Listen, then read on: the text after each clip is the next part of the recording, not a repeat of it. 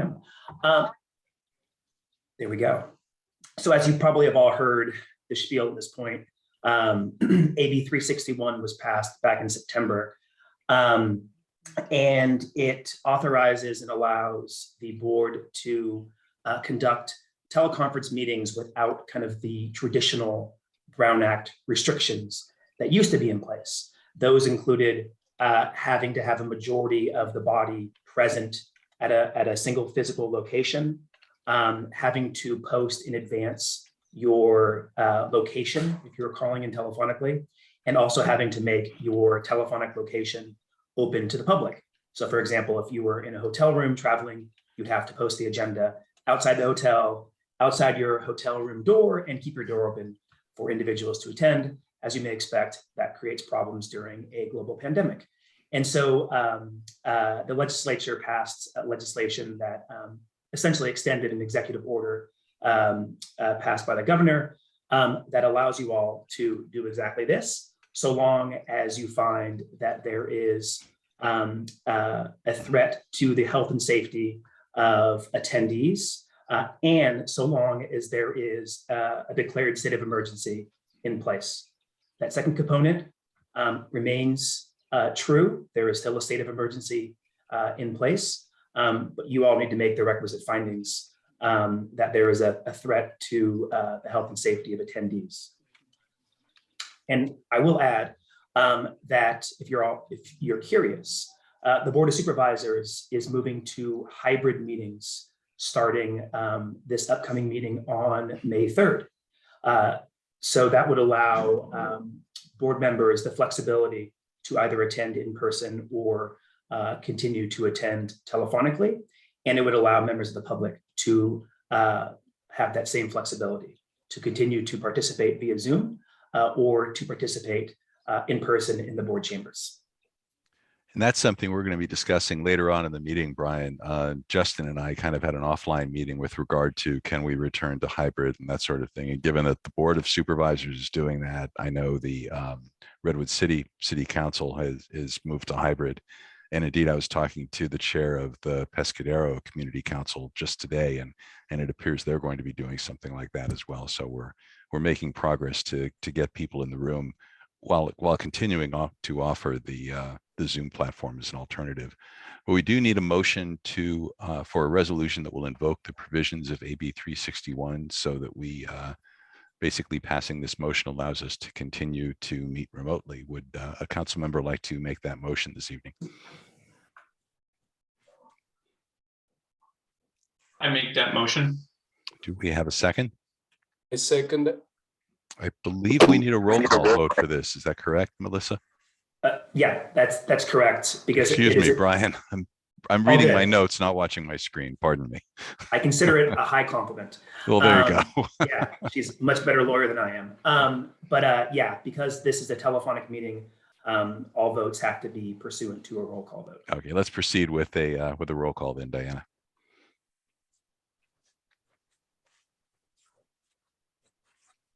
Okay. Councilmember Juan Carlos Prado. Yes. Councilmember Beatriz Cerrillo. Yes. Councilmember Linda Lopez. Yes. Councilmember Everardo Rodriguez. Yes. Councilmember Jennifer Ruiz is absent tonight. Councilmember Blair Whitney. Yes. Councilmember Gabriela Eke is absent tonight. Councilmember Celali Curencita is absent as well. Chair Broxesser. Yes. Motion passes. Thank you very much. Next item on the agenda is public comment. Anyone may speak up to 2 minutes on any topic that's not on the agenda this evening. Keep in mind that the council cannot discuss or take actions on items that are not on the agenda. Do we have any public comment this evening, Diana? Sure. I will give a brief announcement first on the interpretation line. And I'll share my screen.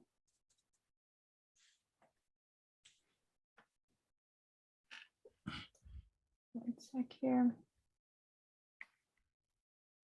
A brief announcement. We do have an interpretation line that our Spanish interpreter will assist us with today. The phone number is 1-877-568-4106. And the code to enter is 877-394-896. Sorry, 869. And Victor, would you like to provide this instruction in Spanish, please? Gladly. Thank you, Diana. Through the chair. Buenas noches. Para poder participar en esta junta y escucharla totalmente en español, por favor llame al 1-877-568-4106 e introduzca el código de 867, el 394-869, y algo que quiero añadir es el símbolo de número después, just to add the pound sign after the access code. Thank you. Gracias.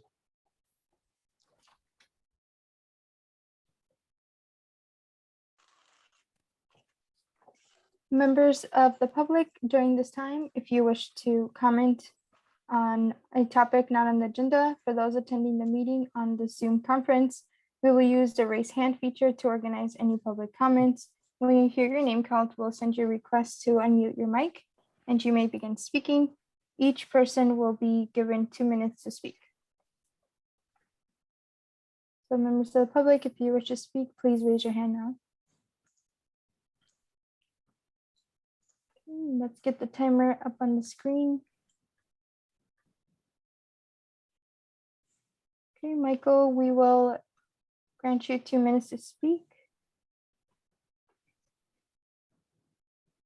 You may begin. Unmute here. Okay. Yeah, I'm sort of new to this, but I just like to say that it's very difficult to even comment on the past motion that you passed. I think that, you know, if we can have a packed Super Bowl with nobody masks, or if we can go to Walmart and pack in there with no masks, I think you owe the public the right to come in there and talk to you people. If you want to be a member of this council and run it, I think that's important. And, you know, otherwise you just kind of sweep everyone else under the rug, and I think that's wrong. That's really what I want to say. Thank you very much. I hope you consider it, but I don't think a hybrid meeting is necessarily a great deal. I think there ought to be, maybe a hybrid meeting is okay, but there ought to be an opportunity to either meet people or see people or whatever and go with your colleagues. Thank you very much. Thank you for your comment. I'd like to respond to that if I could. The definition of a hybrid meeting, Michael, is a meeting that's held both in person as well as allowing residents access via Zoom. So my vision for this is that sometime in the not too distant future, hopefully within the next month or two, the council will indeed be back in a meeting room, whether it's the Fair Oaks Community Center or some other venue is yet to be determined. But we'll also offer the Zoom hybrid option for those residents who can't get to one of those meetings. So that's the definition of hybrid. No one wants to get back into a room with my colleagues more than I do, and we're actively working towards a solution in that regard. So thank you for your comment tonight. Do we have any other public comment, Diana? Last call for public comment. I do not see any hands raised. Victor, are there any public comment on the Spanish line? Thank you, Diana. I see none at the moment. I do see Michael's hand raised again. Let's go ahead and recognize Michael again. We typically allow only one comment per individual, but I'd like to hear his response to my remarks.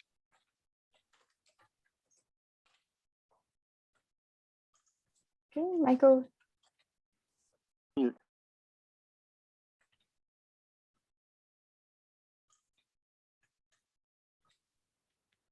If you're speaking, Michael, we cannot hear you.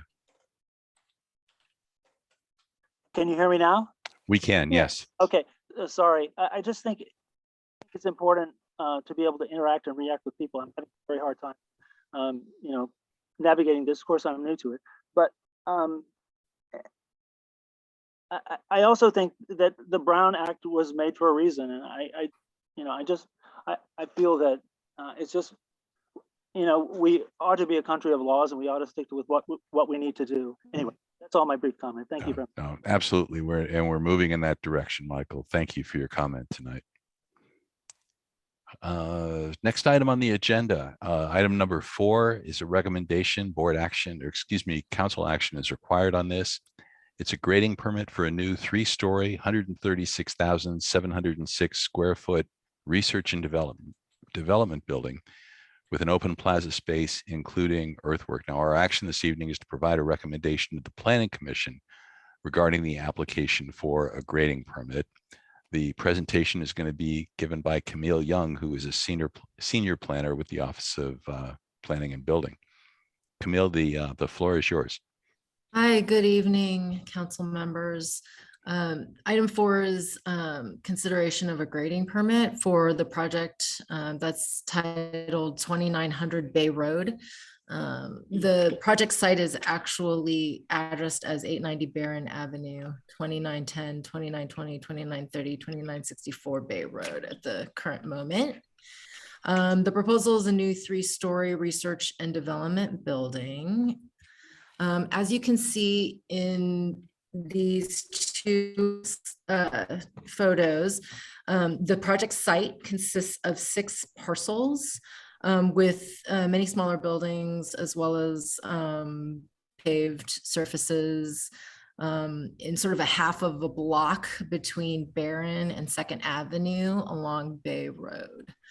And to the right is the North Fair Oaks zoning map, and you'll see it's within the industrial area on the north side of North Fair Oaks. The total area of the parcels to be merged is 109,706 square feet. The zoning is M1 NFO for mixed use industrial North Fair Oaks district, and the general plan land use designation is medium high density and industrial mixed use.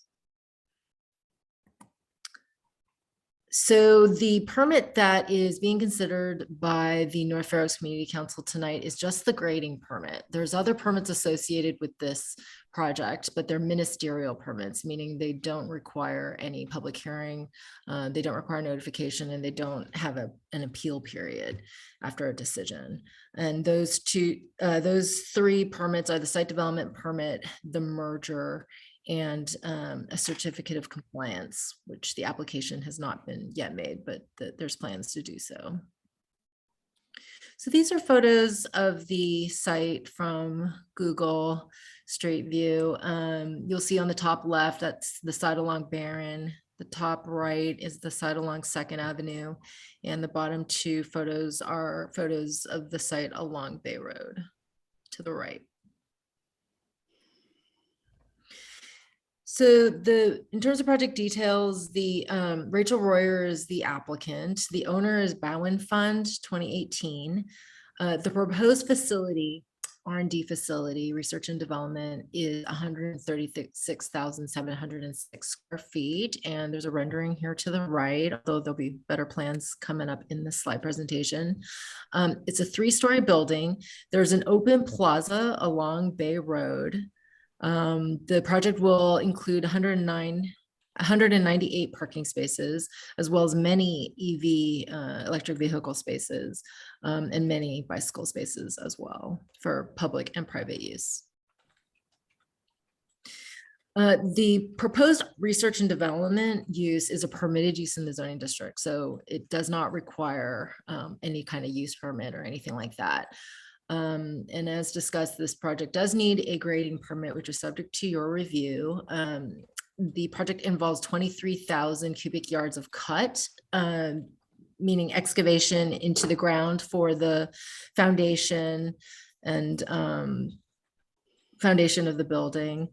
And of course, there's the 3 ministerial permits that I had listed before.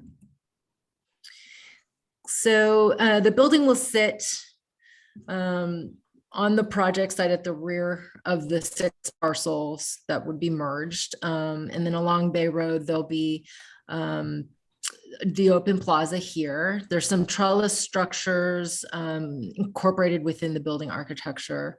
And this here is a landscape area that's shown on the rooftop, actually. The project as proposed complies with the M1 NFO development standards. In terms of site coverage, it's under the 80% maximum. The building floor area meets the maximum. The setback in the front is complied with, as well as sidewalk requirements. It's giving a larger sidewalk than required. There's no minimum rear setback, and there is a proposed setback at the rear of 8.5 feet. It exceeds the right side setback of 5 feet. It also exceeds the left side minimum setback of 8. Sorry, there's none required actually for the side setbacks, but they're giving 5.5 and 8.5 feet on the sides. There's a 40-foot height limit, and that's generally being complied with except for the elevator shaft, which is necessary to bring the building occupants up to the rooftop, which is required for ADA access. They are providing more than enough, more than required parking, as well as more than the required bicycle parking spaces. And parking will be provided on the lower level. So this is again another view of the green spaces and landscaping along the rear and along the street sides, as well as in the plaza. There's a very interesting feature here. It's called the Grand Stairwell or something to that effect, which allows for sort of a grand entry. And there's a door here that allows for ADA access. And you can see the elevator here that would provide a similar experience for those in wheelchairs. And this is that trellis feature that was shown on the plan.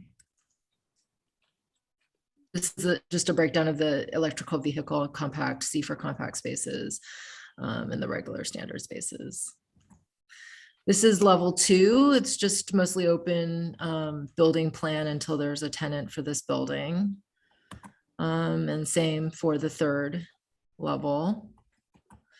And then this is the roof with the sort of recreational spaces at the top and mechanical equipment. This is a cross-section elevation, which shows the 40 feet height of the building plus the elevator shaft that exceeds the height limit. And then you can also see here that the topography of the parcel, there is some grading that needs to occur at the parcel to accommodate the building. And this would be the view from Bay Road at the top, and then the view from sort of at the back, the south elevation. Along Barron, there's a view, the west elevation at the top shows that view, and then along 2nd Avenue, the middle picture shows that. There's a rendering of Barron Avenue in the top left corner, which is pretty, it's a very quality design in terms of architecture. So in terms of the planning process for this project, we're having comment and recommendation from the North Fair Oaks Community Council tonight on just the grading permit. There will be a major development workshop on the entire project. So just kind of introducing the community once again to the project, collecting any comments about any aspect of the project, and for the applicant to kind of consider any changes that might need to be made.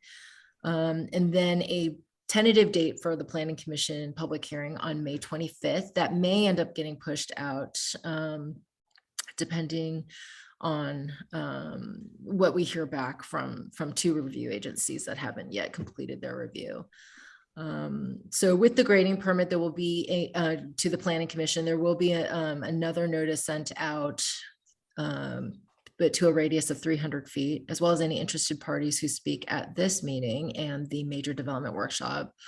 There's going to be a sequence analysis involved in that staff report, and then a decision and a 10-day appeal following the decision by the Planning Commission. And then there will also be a staff level decision on the site development permit and the merger, as well as the certificate of compliance.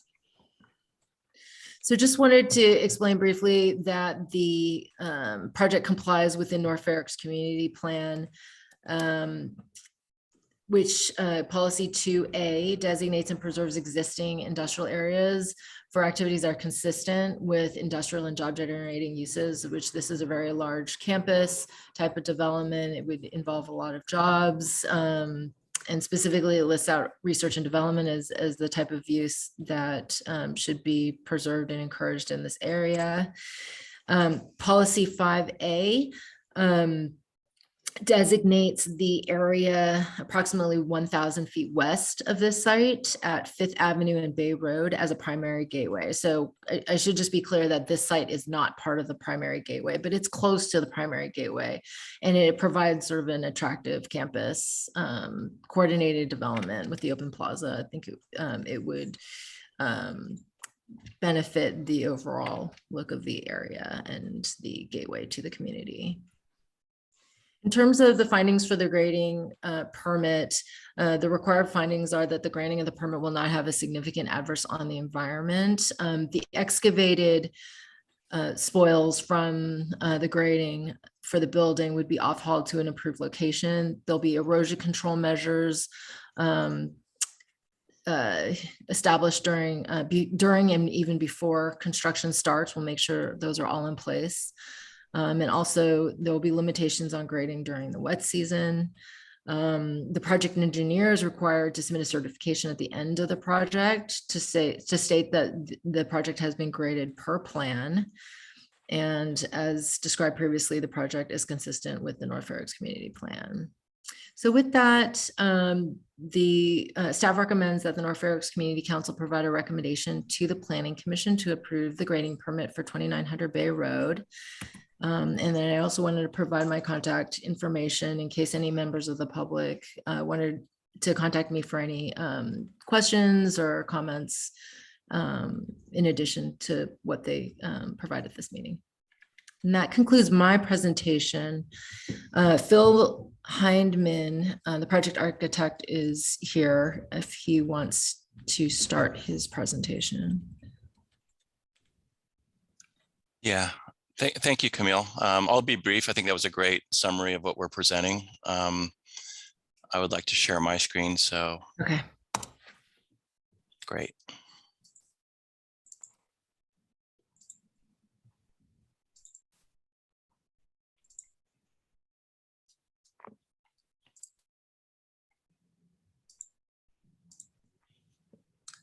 I have a lot of the same images, so I can make this pretty brief. This is 2900 Bay Road as seen from across the street at the Stanford campus open space park. And a lot of the reasons that our client is looking at this site is the redevelopment of that industrial neighborhood. Our goal is to create an enduring and sustainable workplace that balances the needs of the commercial tenants while providing an asset for the local community. And that uniform goal and the design of the building all support that sustainable workplace idea and the balance between what's needed by the neighborhood as well as the tenants that will occupy the building. I mentioned the site is across from the Stanford campus, and the asset of that green space, the open space, is being taken advantage of in our design. And as Camille mentioned, these industrial buildings are being removed to make room for the building. And the building's footprint occupies about 70 to 80% of the site here. The existing buildings are industrial in nature. They're probably between 30 and 50 years old. They are not viable economically. They're in need of seismic upgrades, accessibility. They're not energy efficient, and they're not really relevant in today's marketplace and in providing jobs for this community. The vision of the project understands that simple, elegant spaces will be sustainable and that the use of the building will be changing over time. we were looking for a high quality tenant to take the whole building, but the design of the building is such that it could be subdivided into multiple tenants as needed. The plaza in the front of the building with the monumental stairs kind of addresses the public as well as the open space across the street.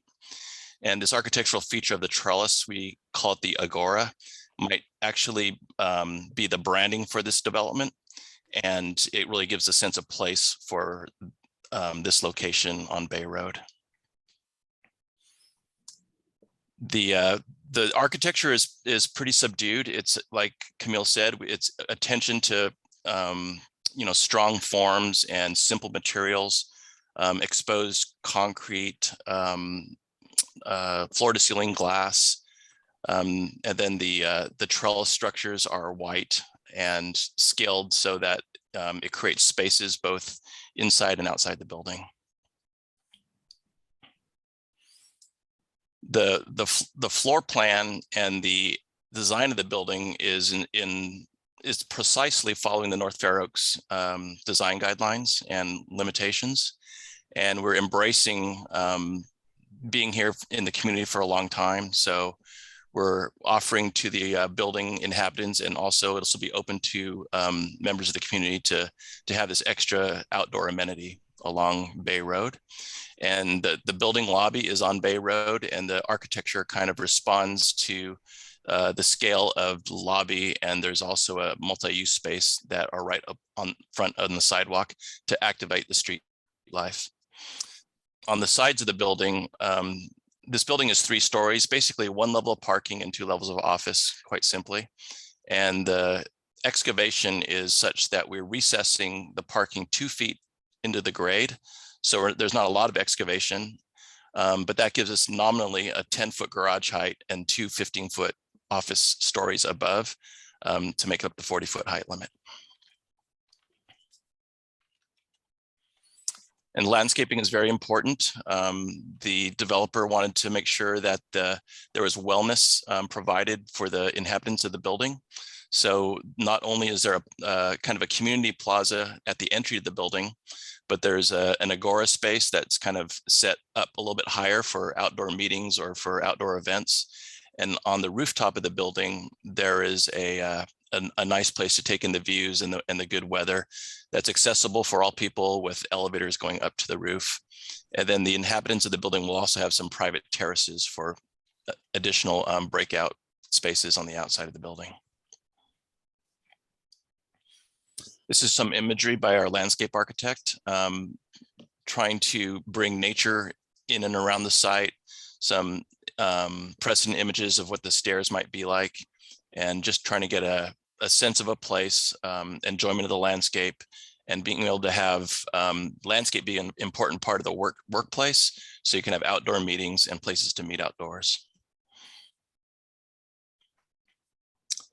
And this is the last slide, just kind of closing, showing how the building is more activated at the street level, with the main building lobby framed in this tall glass element here. To the left of that is this multifunction conference space.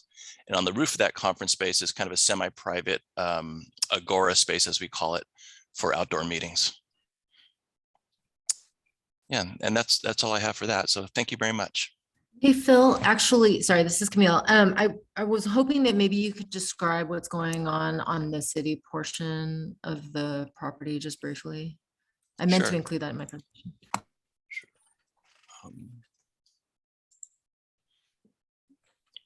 So yeah, on the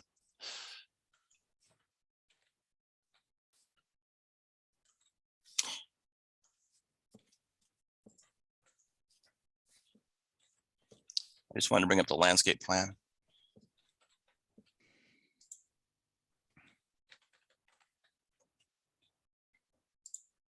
So across the street on Stanford, they have quite wide sidewalks and a lot of landscaping on the against the curb, and we're kind of reflecting that on our site, where we're landscaping off-site and bringing the sidewalk on-site, and that gives us a real nice kind of front plaza along Bay Road.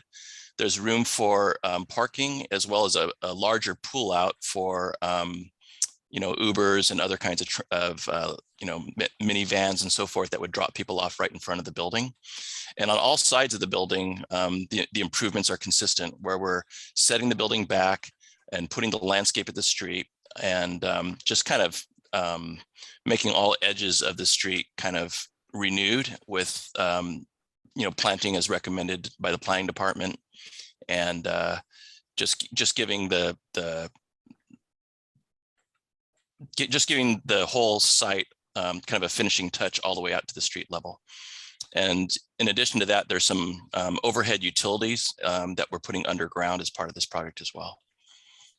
This we used to call a community or a public plaza. It is actually going to be open to the public, but it's not going to be, part of the public's. We're not deeding it to the public, but public will have access to here. There'll be some security, but the intent is that it's open.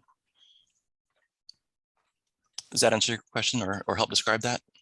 Oh, well, actually, I was thinking about the 2 parcels at the corner that are part of the property, but are within the city of Redwood City. Oh, And yeah, so if you could describe there's another smaller R&D building that's not up for county review. It's being processed by the city, and I just wanted to let them know briefly about that. sure. 'Cause the residents will also probably receive some kind of notice in the mail regarding that.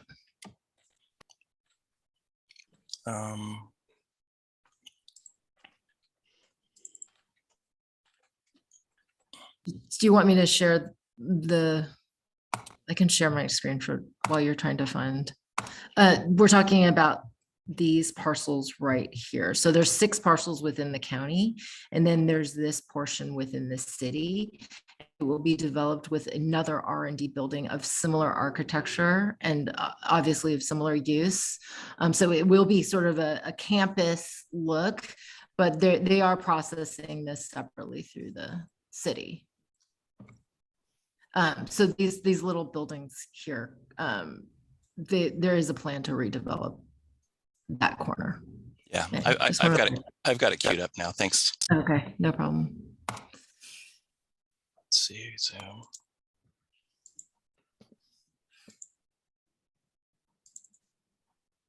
Okay, this one is at 2950 Bay Road, and as you saw, the site is really on the corner of Bay and Barron. So when we look at this rendering here, it occupies this missing corner to provide the complete campus as Camille was describing.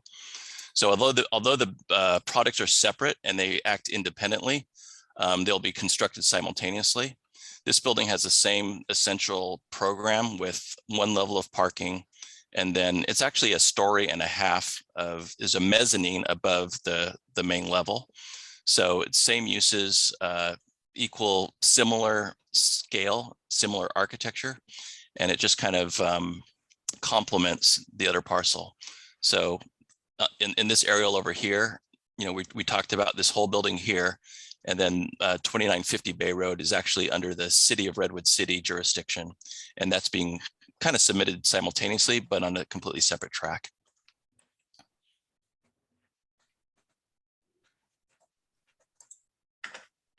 And then similarly, we are doing site improvements just to kind of complete the picture all around the sides, similar kind of landscape approach. Same architect, same landscape, and same developer on this project as well.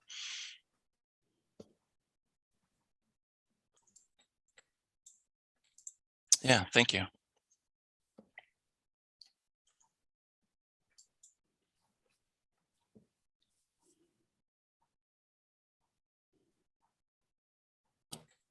That concludes our presentation for item 4. Thank you very much, Camille. At this time, are there any questions from council members with regard to this project? Go ahead and raise your hand. I see Councilmember Rodriguez. Go right ahead. Thank you both for your presentations. A couple of questions. The first one is, do you have any unexpected completion date for the project?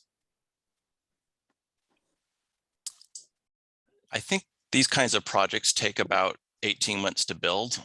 And if we start construction in the next 4 to 5 months, so we're looking at, a 2-year window probably. Okay, and will this building have entrances on all the streets or just one main entrance on Bay Road?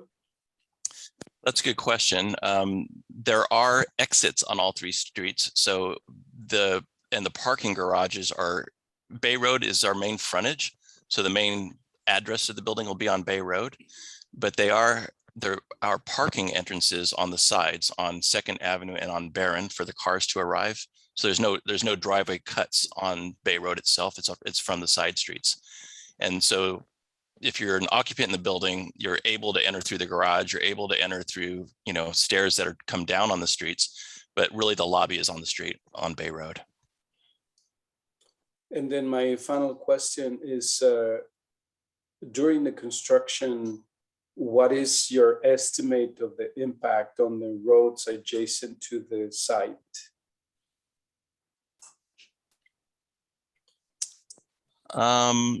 I think you would assume that it's like most any other development.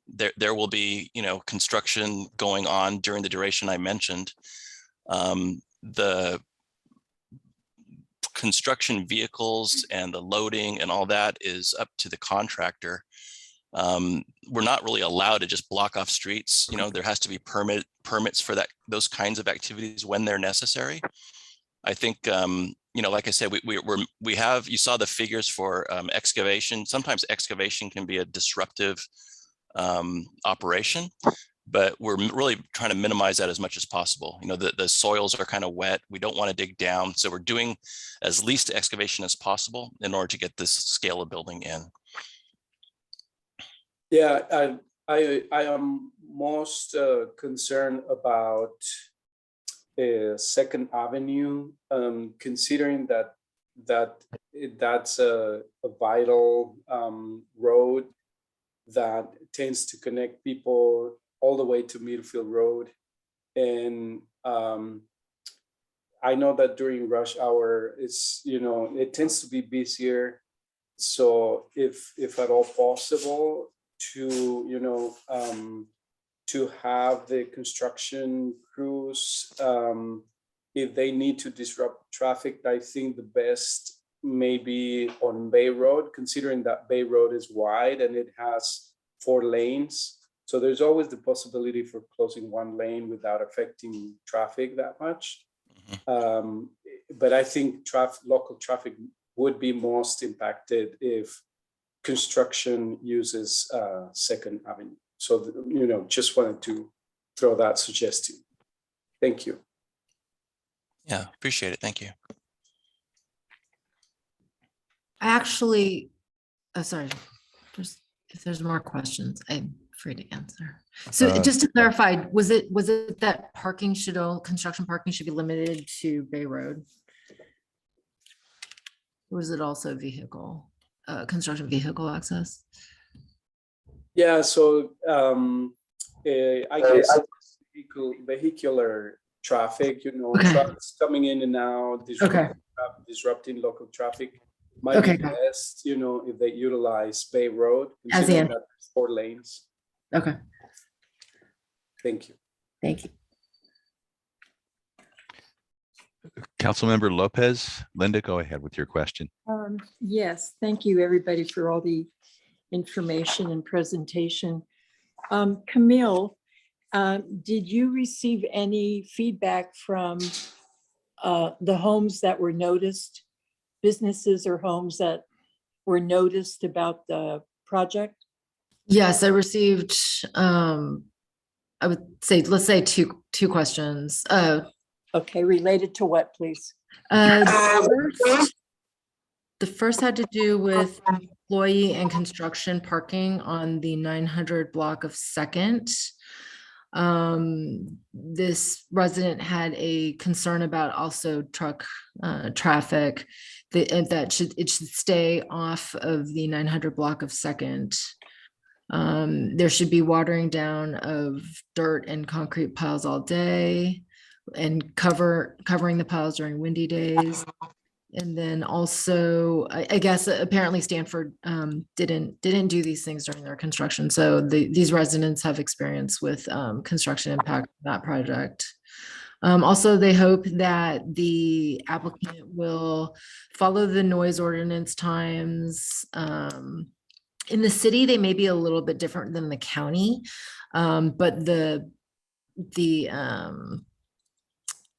noise ordinance requirements will be added as a condition of approval. And I will pass along these comments to the applicant to consider for construction, parking, and vehicular traffic. Oh, and then also there was a question about blue phones, whether blue phones, I guess blue phones are offered like as emergency phones on the Stanford campus, and whether such phones would be added to this campus. Well, I have several more questions. Is this research and development project part of Stanford's work? I believe they haven't found a tenant yet. Okay. I'm- Is there an association with Stanford? That's my question. No association with Stanford. This is Ian Barth with ownership. Okay. Okay. And then I have some other questions. The 198 parking stalls that you're proposing, is that corresponding with your staffing, or how did you come up with that number? And because it's more than what's allowed, I believe. Yeah. And what is the staffing going to be? Oh, you don't have someone to get in there yet. Okay. I guess the question then is, how do the 198 parking stalls correspond with staffing or with employees, if they do or they don't? Okay. Can you answer that? I can try and take a run at that. So the project does not yet have a tenant. It is designed as R&D, which has a certain amount of parking required, and we exceeded the parking required just because we know that area needs parking. Okay. And is it going to be metered parking? Do you know yet? Or you're talking about just the parking on the first floor? This is all just private parking on the Okay. property in the garage. Okay. Okay. Will it be metered for employees? No, there's no plans to have meters. Okay. My other question, I believe one was answered. Yeah, I couldn't figure out where the cars are going in and where they're leaving, but you kind of answered that. My last question is related to the design treatments and streetscape elements that is in there. I saw that somewhere at the entry at 5th and Bay Road. Will the community have opportunity to give input into what that is, since you're basing it on an entry site into North Fair Oaks? Thank you.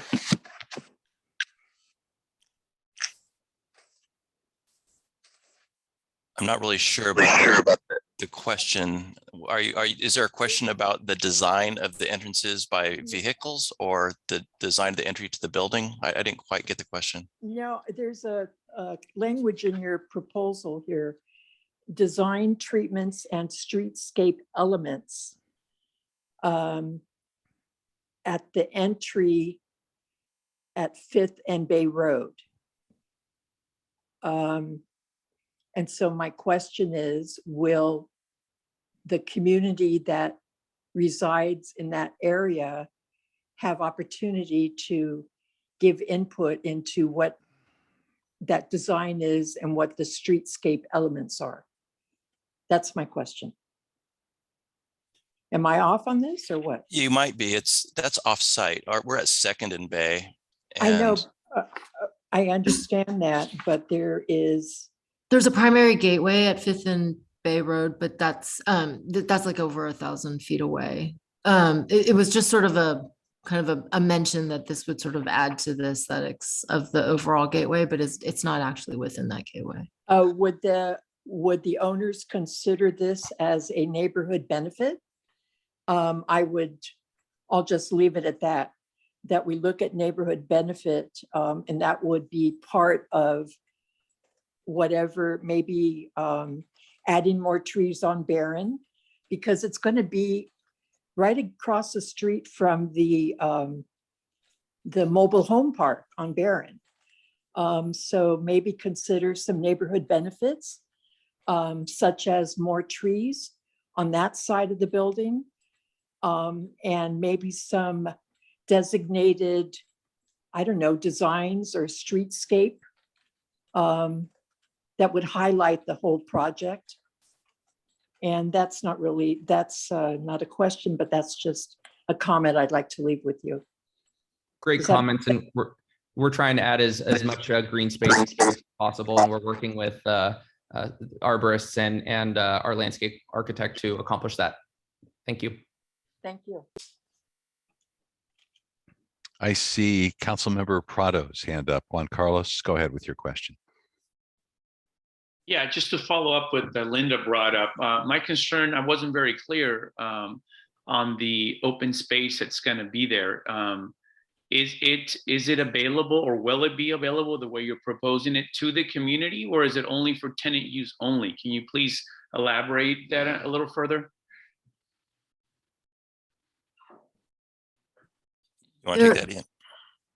I just wanted to clarify actually that it's still private property. There is no public access easement unless an easement is provided. There's no sort of legal right that the public has to access that open plaza. However, the property owner has stated that it's their intention to sort of invite the community into that space, but there is no public access easement over it.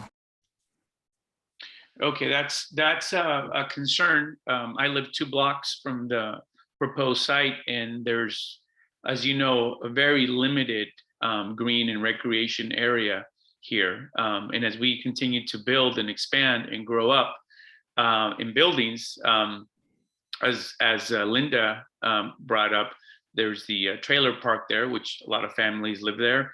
And I think that sharing that space with the community will be essential. I don't see any way around that if there's truly an intention to work with the community. Like I said, I live 2 blocks from this property myself, and there's a tremendous need for that space. So I just wanted to get that clarification on that. Thank you. Councilmember Cerrillo, Beatriz, I see you with your hand up. Go ahead and ask your question. The proposed construction is going to be from the corner of 2nd Avenue and Bay. There are businesses there.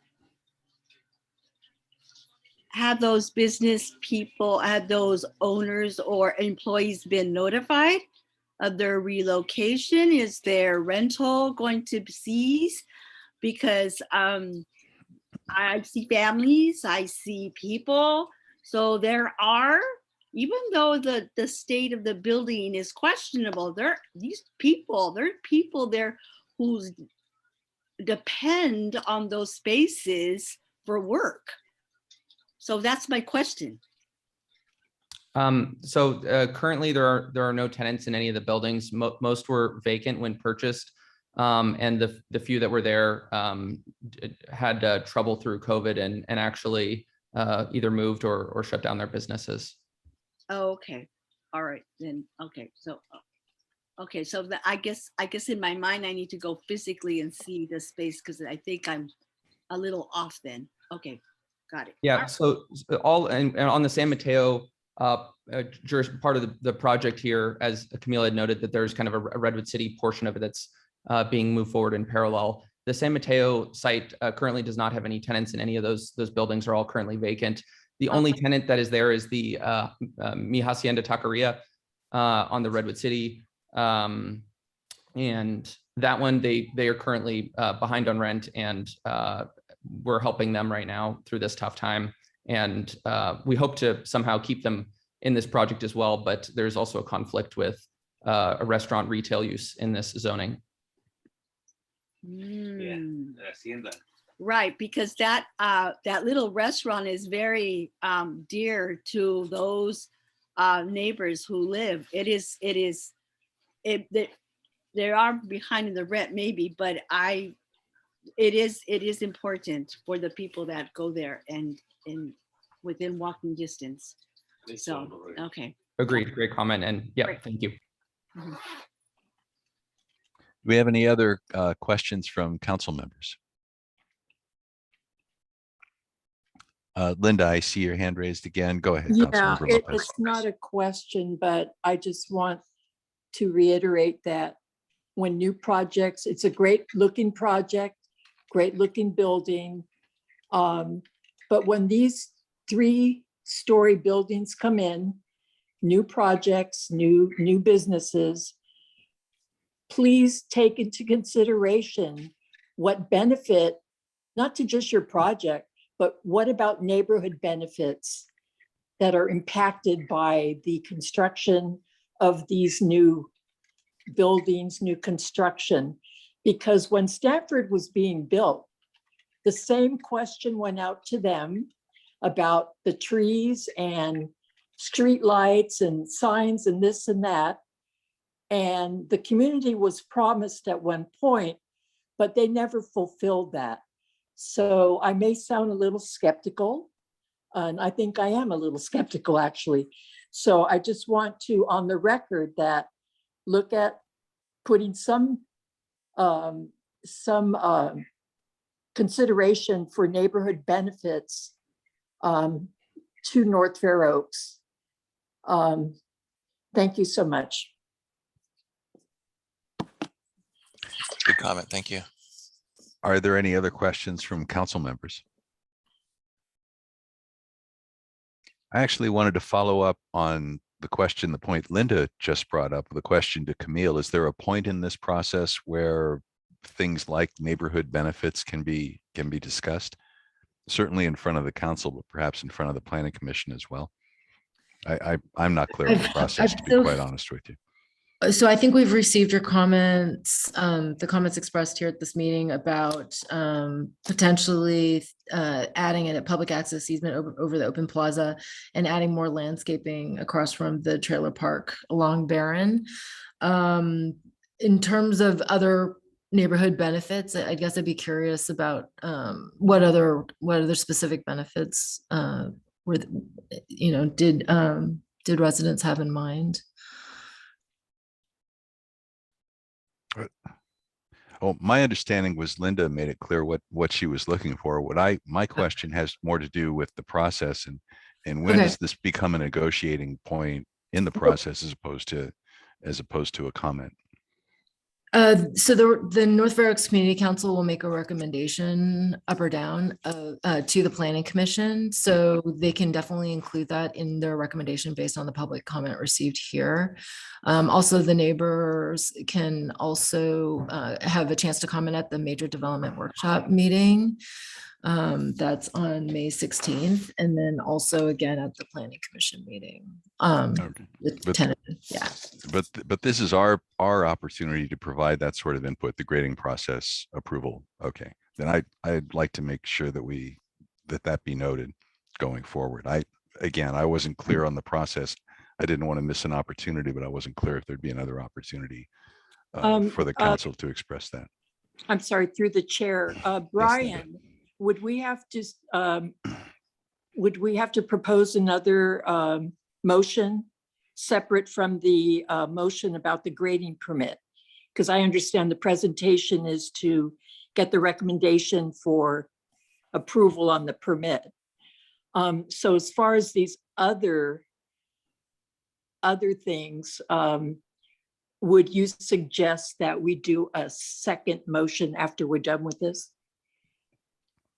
I think the scope of, as I think Camille just explained, the scope of what's before you today is to make a recommendation regarding the grading permit. Right.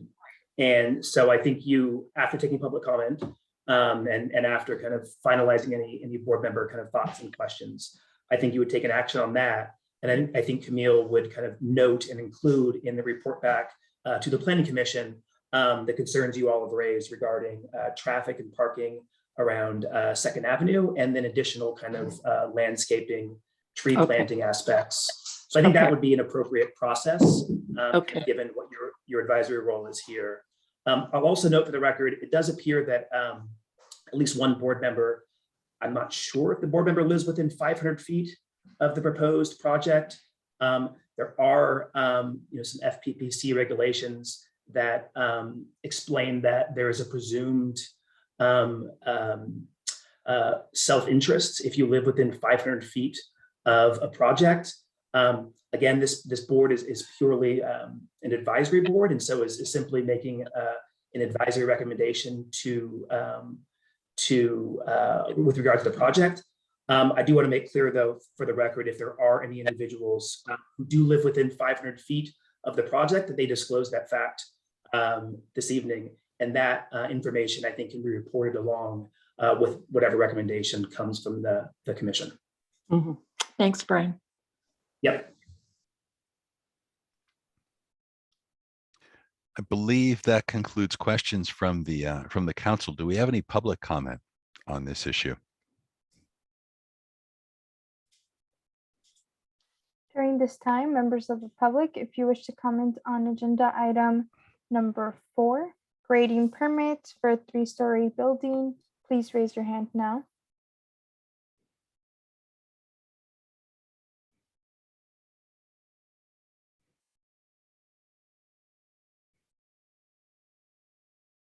Do not see any hands raised. Victor, are there any public comment on the Spanish line? Thanks, Tayana. There are none. Back to you, Chair. Thank you very much. With that, I will entertain a motion to provide a recommendation to the Planning Commission to approve the application for the grading permit for the project at 2900 Bay Road, with the consideration that Camille take our comments with regard to parking as well as tree planting to the Planning Commission. Would anyone like to offer a motion in that regard? Can we add to that motion that we would also like community access to the open space?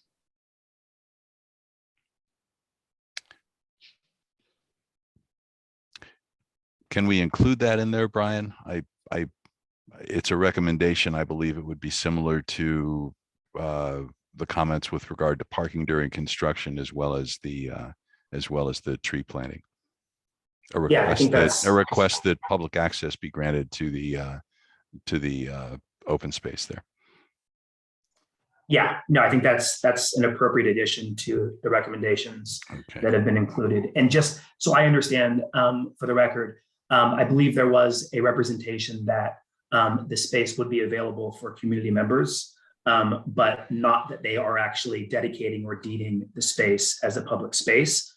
And so I believe, just to make clear, there was already a representation that it would be made available voluntarily to the members of the public. And I'm just not sure if that's different than what Commissioner Prado is asking for. That is exactly what I'm requesting. It's just access. That's it, just access. Great. Thank you for that clarification. Would a council member then like to offer that motion as discussed?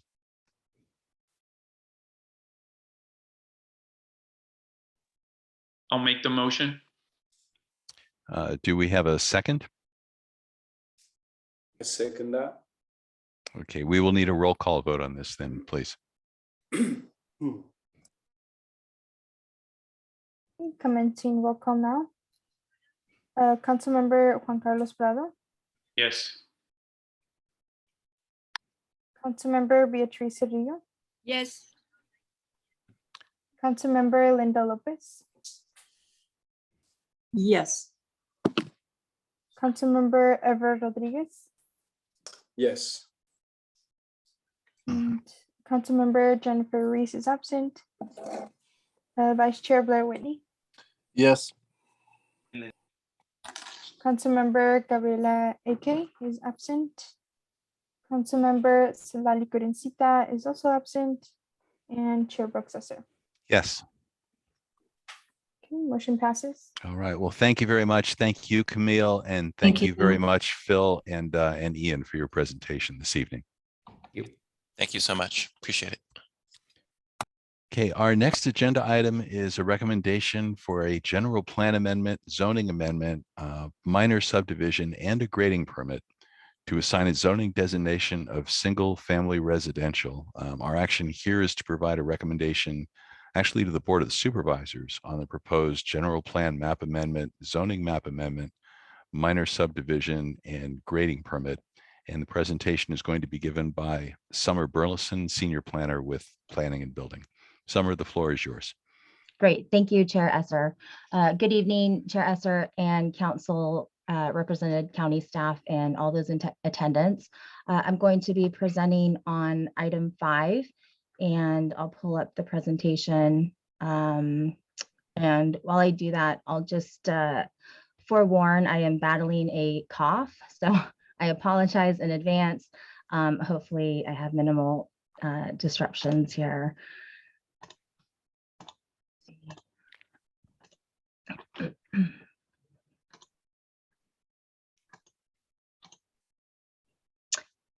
Is the cover page visible? Yes. Yes, it is. Yeah. Okay, great. Thank you.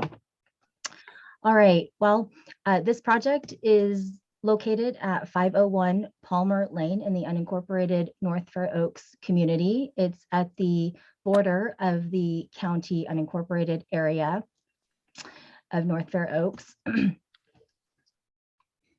The project includes a general plan map amendment, a zoning map amendment, a 3-lot minor subdivision, and a grading permit. Shown here on the screen in the blue outline is the project parcel, and the yellow line running through it is the county city boundary line, with the exception of the portion of the yellow line that actually runs through the parcel, which is no longer present. So the parcel was split between the town of Atherton and the county of San Mateo. And in 2018, the San Mateo County LAFCO, Local Agency Formation Commission, or known as LAFCO, approved a detachment of the portion of the property that was in the city of Atherton. It's about a 9,500 square foot portion of the property. And so that was detached from the town of Atherton to consolidate into the remaining portion of the parcel that is in the county jurisdiction. So that yellow line is no longer there. It actually would go around the parcel on the lower side there. The general plan map amendment is to assign a general plan to that detached portion of single family residential, which would be consistent with the general plan designation of single family residential for the rest of the parcel, as well as the immediate neighborhood. Additionally, the zoning map amendment is to assign a zoning designation for the detached portion of the parcel. The zoning designation assignment would be R1 S93. R1 is a single family residential, and S93 relates to specific development standards. And that would be consistent with the rest of the parcel that already has an existing zoning of R1 S93.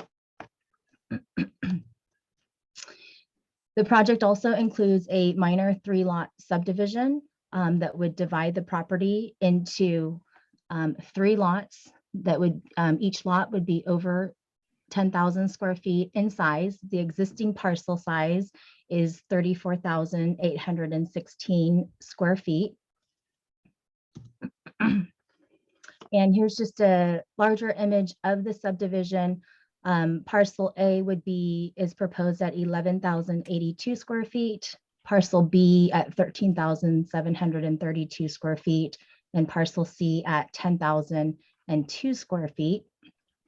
The property currently has an existing residence, which is shown, if you can see my mouse going around the outline here, an existing residence and a cottage, and is accessed off of Palmer Lane on the right side of your screen. The property is considered a double frontage lot in that it fronts Palmer Lane, which is on the right side of your screen, and San Benito Avenue on the left side of your screen. The existing development is proposed to remain on proposed parcel B, and a new residential development, single-family residential development, is proposed to be constructed on proposed parcel A. You can see the outlines here. And the parcel C currently does not have any plans for development. So it would, at the present time, remain undeveloped. And as you can see from this map, parcel B and C would take access off of Palmer Lane, and parcel A would take access off of San Benito Avenue.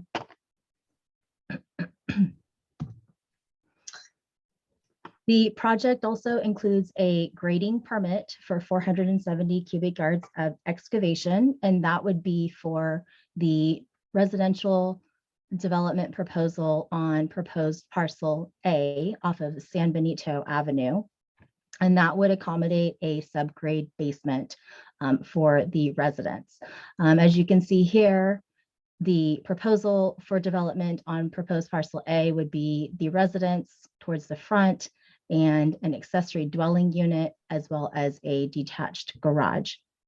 And additionally, 4 significant trees are proposed for removal to accommodate development on proposed parcel A, and those are shown as red X's on this screen, and you can hopefully see them a little more clearly on this next image. So this again, proposed parcel A and the proposed development. The trees proposed for removal, there's 4 significant trees. There's a 12-inch walnut tree, a couple of elm trees, and a palm tree towards the rear of proposed parcel A. In addition, there are a number of non-significant size trees, so trees less than 12 inches in diameter, measured at 4.5 feet above ground, that are also proposed for removal around the property to accommodate the new development proposal. And those trees that are non-significant, less than 12 inches in diameter, do not require a permit to remove. And they include a couple of elm trees, an 8-inch oak tree along the proposed driveway, a couple of loquat trees at the back of the driveway, some fruit trees around the back where the accessory dwelling unit would be proposed, and a 7-inch bay tree near the front of the proposed accessory dwelling unit. Staff has provided in the staff report an analysis of the project's compliance with the various applicable policies and regulations. And with regards to the general plan and the North Fair Oaks community plan, the proposed development, specifically the minor subdivision, would not exceed the maximum density allowed under the North Fair Oaks community plan with the single family residential land use designation for the parcel. And the project also conforms with policies of the general plan and the North Fair Oaks community plan regarding infilling, land use, and housing.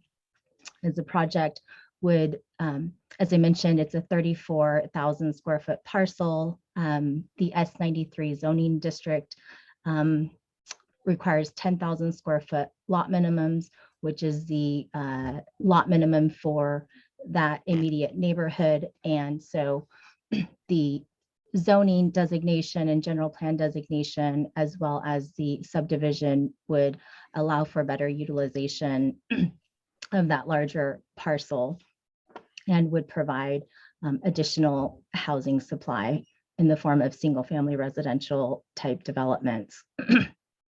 The general plan map amendment finding that needs to be made in order to approve a general plan map amendment is that the general plan land use map amendment is compatible with adjacent land uses and will not be in conflict with the policies of the general plan.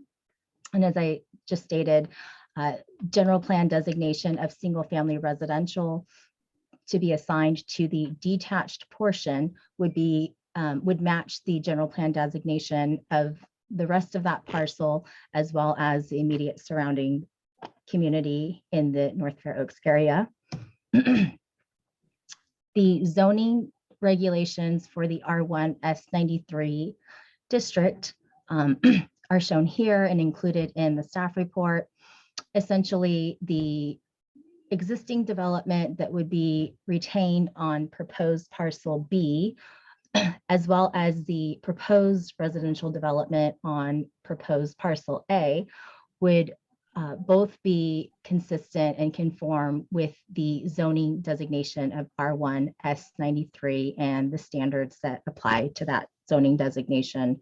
And as I mentioned, proposed parcel C there are no plans for development of that parcel at this time, but it would, at such time future development were proposed, it would need to comply with the same R1 S93 development standards. In order to approve a zoning map amendment, the finding is that the zoning map amendment meets the public necessity, convenience, and the general welfare of the community. And, as I mentioned, and you can see here in the image, the green shaded area, I think that's green, the zoning assignment to the detached portion of that property would match the zoning designation of R1 S93 for the rest of the parcel, as well as that surrounding community. It would also allow for infill of an urbanized area and better utilization of the parcel for lower residential development still. So with regards to the minor subdivision, the findings that need to be made are that the proposed subdivision design and improvements are consistent with applicable general and specific plans. The site is physically suitable for the type and proposed density of development. The design of the subdivision or type of improvements is not likely to cause substantial environmental degradation, not likely to substantially or avoidably injure fish or wildlife or their habitat, or cause serious public health problems. And that the discharge of waste from the proposed subdivision into the existing sewer system will not result in violations of existing requirements. The project, particularly the subdivision, does conform to the subdivision regulation standards for design of parcels. It also has been reviewed and conditionally approved by sewer and water districts, as well as other applicable agencies, including the geotechnical department, the drainage review section, the fire department, have all reviewed the project and conditionally approved it. The additional findings for the subdivision are that the project site is not subject to a Williams-Knapp contract. It's not located in a very high fire hazard severity zone or state responsibility area, and it is not designated for open space. And also a consideration that as to the subdivision, that it meets and does not have any negative impacts on the needs of the housing needs in the region and the area. And it's the housing needs that are provided are balanced with the public service needs of residents. The grading permit findings are that the granting of the permit will not have a significant adverse effect on the environment, that the project conforms to the criteria of the grading ordinance, and that the project is consistent with the general plan and North Fair Oaks community plan. And The project will have, minimal tree removal in terms of the 4 trees that I mentioned proposed for removal. The project's been reviewed by the geotechnical section as well as our drainage review section and other applicable agencies, and all those agencies have provided conditional approval. The project will be required during the grading operations to comply with all standards and criteria of our grading ordinance, which includes erosion control measures and dust control measures. So the project is subject to CEQA, to conformance with the California Environmental Quality Act guidelines. And so staff did prepare an initial study and a mitigated negative declaration for the project. And the public review period for that was March 14th through April 4th of this year. And no comments were received during that public review period. Recommended mitigation measures that came out of that evaluation were included Bay Area Air Quality Management District construction best management mitigation measures for air quality and dust control, as well as replacement requirements for the proposed tree removal. The significant trees that are proposed for removal would need to be replaced at a 1-to-1 ratio, minimum 15-gallon size stock. And so with that, staff's recommendation tonight is that the North Fair Oaks Community Council provide a recommendation to the Board of Supervisors on the proposed general plan map amendment, zoning map amendment, minor subdivision, and grading permit, county file number PLN 2018-00271. And I'll just note, in terms of the process, the project does need to go to the Planning Commission, would be the next kind of step in this process for a recommendation. But ultimately, because of the general plan map amendment and the zoning map amendment, it does require Board of Supervisor approval. So they are the final decision makers. And just to clarify, that's why you're seeing the request for your recommendation ultimately to the Board of Supervisors. So that concludes my presentation, and I am available for any questions. Thank you. Very good, Summer. Thank you very much. Do we have any questions from council members on this item?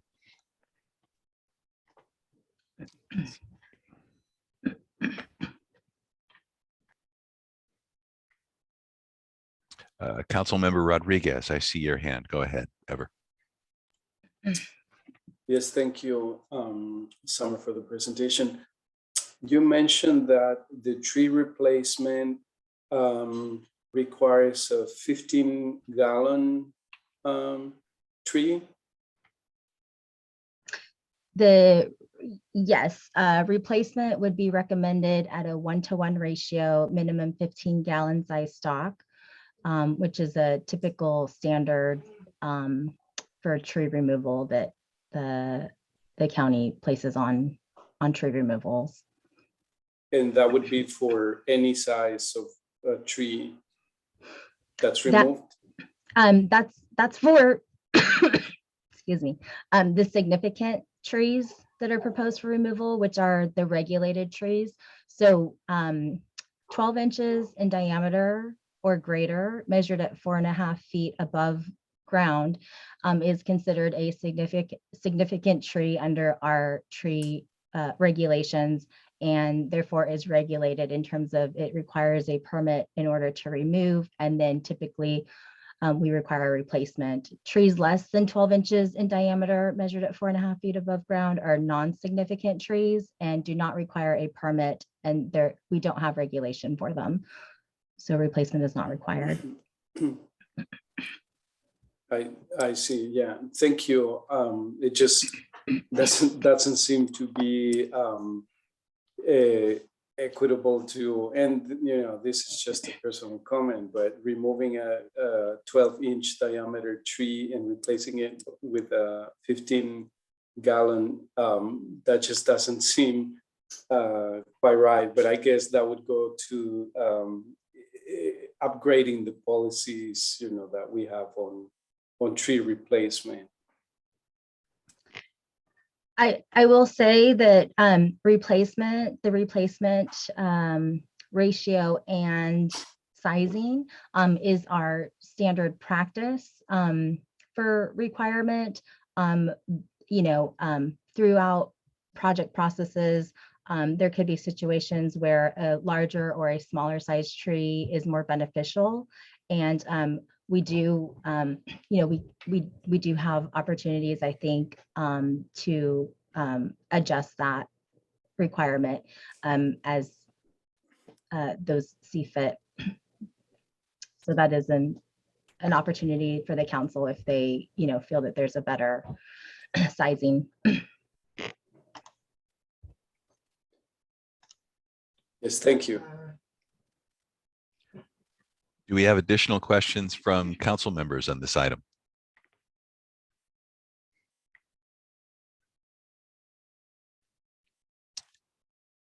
Seeing none, do we have any public comment on this item? During this time, members of the public, if you wish to comment on agenda item number 5, a general plan amendment, zoning amendment, minor subdivision, and grading permit, please raise your hand now.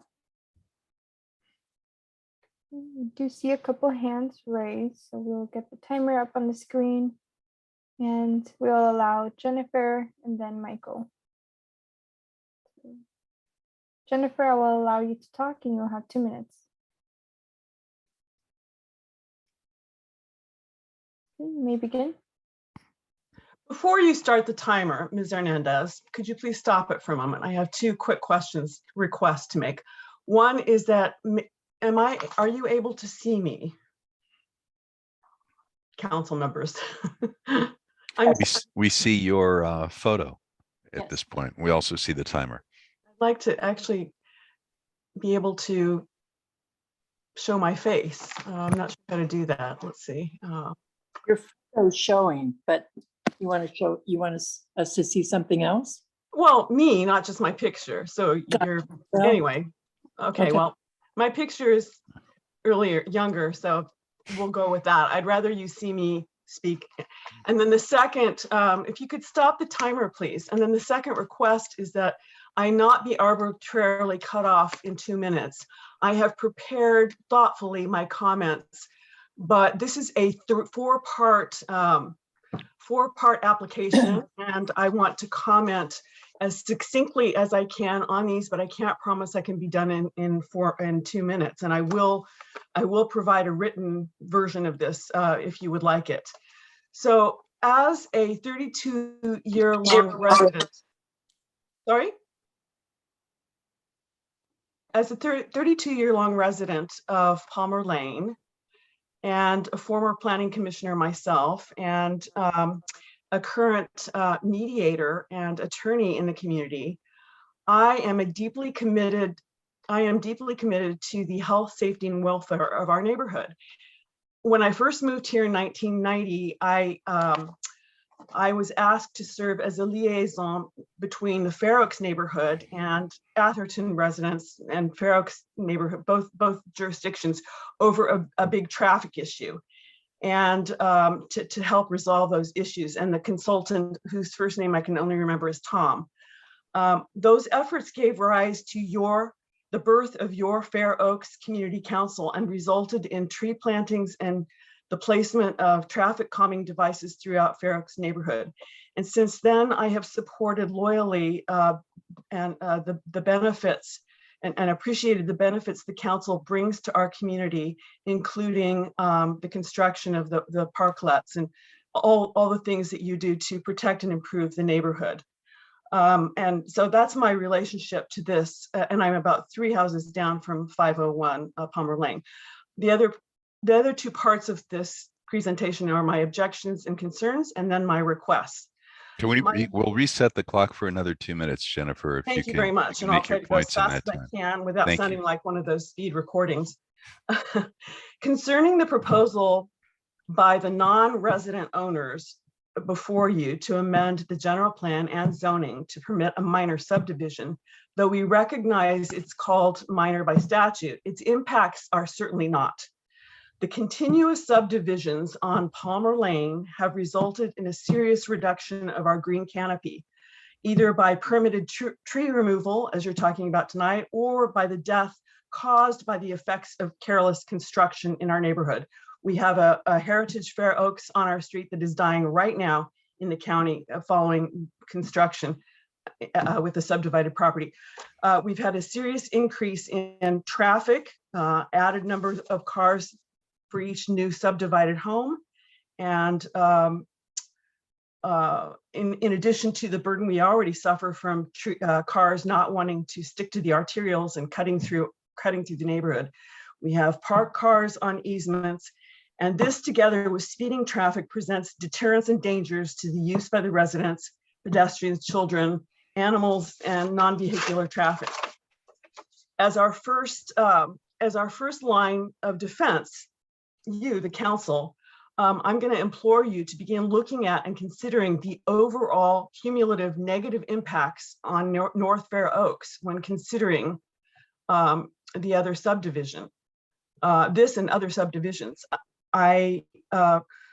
It's clear from the former earlier agendas that you do care about these issues. And I recognize that a negative declaration has been issued under CEQA, including the removal of some 12 trees, but that's all the more reason you as an advisory group have a very critical role in not rubber stamping this or other applications. I understand that you look at proposals on a case-by-case basis, but by the same token, it is critical for you to really consider the irreparable harm done to the neighborhood as a whole. You can't quickly replace trees, the loss of a canopy, and you certainly won't be able to remove additional traffic. It's not going to happen. And the pressures will continue to increase with the surrounding development that we looked at tonight in SB 9. As a procedural due process question, I never received notice of the underlying detachment proceeding, and we confirmed this with the town of Atherton today. I think somebody else will speak on that. So it would be my request. I have been in touch with Ms. Burleson that we could continue this hearing so that we could have a reasonable opportunity to look into the detachment issue. I know that Atherton declared there was no negative tax or fiscal impact, but Atherton was not asked to approve the detachment, and therefore Atherton did not provide notice to us of it. I'm going to have to stop you at this point, sure. Jennifer. I totally get it. I know you guys have three more item agendas, so I'm sensitive, but it's a hefty application. And, you know, I received yesterday the 119 page report from Ms. Burleson. So I would just request that we be offered an opportunity, other neighbors here be offered an additional opportunity to comment before it goes to the Planning Commission. Okay. Well, thank you very much for your comment. Thank you. We have an additional comment from Michael Templeton. We can get Michael on the line, please. Yes, Michael, I will grant you the access to speak. You may begin when you're ready. Okay, I actually have a couple questions. I don't know if you want to separate that from this time or not. Do you want to separate the questions from the comment time? We're going to. Chair, I'd say no. Yeah, we're going to set you up for 2 minutes, Michael. We do, through the chair, we do have. Because I want to know what the setback is. The setback of number 3 dwelling, the setback to the Atherton side that you're not developing. What is the proposed setback for that? Maybe you could provide that. Secondly, I did not receive any. You had a slide with an environmental review for public comment. I received nothing on that. I had no notice on that at all. Where did that go? As Jennifer said, there's an issue with LAFCO and Atherton. LAFCO says Atherton approved the detachment. Atherton said, no, we didn't approve the detachment. That's not part of us. And we need to do some work to understand that. But as to point out, the fact is that, you know, I live here and 7 subdivisions already on Palmer Lane And many of these are not just houses, they're mega houses. And some of them don't have any front yards. And this subdivision will be and there will be a ninth. I just found out the other day that the parcel that was bought by my neighbor, that my neighbor sold the house to, plans on doing an SB9 subdivision on that. And this will be like, if you can imagine, sort of five houses going on here, really right next to me. I've had some experience with this before, and I could make some comments on what you could do to minimize the impact of at least the construction. So, for example, working on Sunday, working on Saturday and Sunday, the county allows the contractors to work on Saturday and Sunday. Sometimes they come in and I'm sorry, I have to go over time. Sometimes they come in. I had to call the sheriff to get them to stop working on one of these. Also, there's a lot of noise during the grading and that goes on. I've had to experience this quite a bit. Contractors, for example, they come and park in my front yard, and then they unload their tools because the street is wide here, and they drive them down the street. Another is, for example, I'm sorry. Another one is, for example, they're not supposed to really drive down Marsh Road through Atherton and then into the county again. And they do that. For example, one guy had his lumber coming through here all the time, and the lumber truck would, as he would come down here, he would honk his horn to alert the contractors that the builders that he was coming by. I'm going to have to stop you at this point, Michael, having already allowed you an extra minute. I think you effectively made your point with regard to the development. The materials for these items are indeed available on the NFO Council website 72 hours in advance of our meetings, and the presentations that you've seen tonight are available at that time. Final comment on this. One of the things that you mentioned was construction occurring on Sunday, and I'd just like to correct you on that even in the county areas, construction is not permitted on Sundays. It is permitted on Saturdays. Recently, we found most developers do not actually perform construction activities on Saturdays, but in no way, shape, or form are they allowed on a Sunday. With that, our action here is to provide a recommendation to the Board of Supervisors, I believe via the Planning Commission, on the proposed general plan amendment, zoning map amendment, minor subdivision, and the grading permit for this property. Would a council member like to make a motion in that regard? Through the chair, can we have a little bit more time for discussion? I have a couple of questions.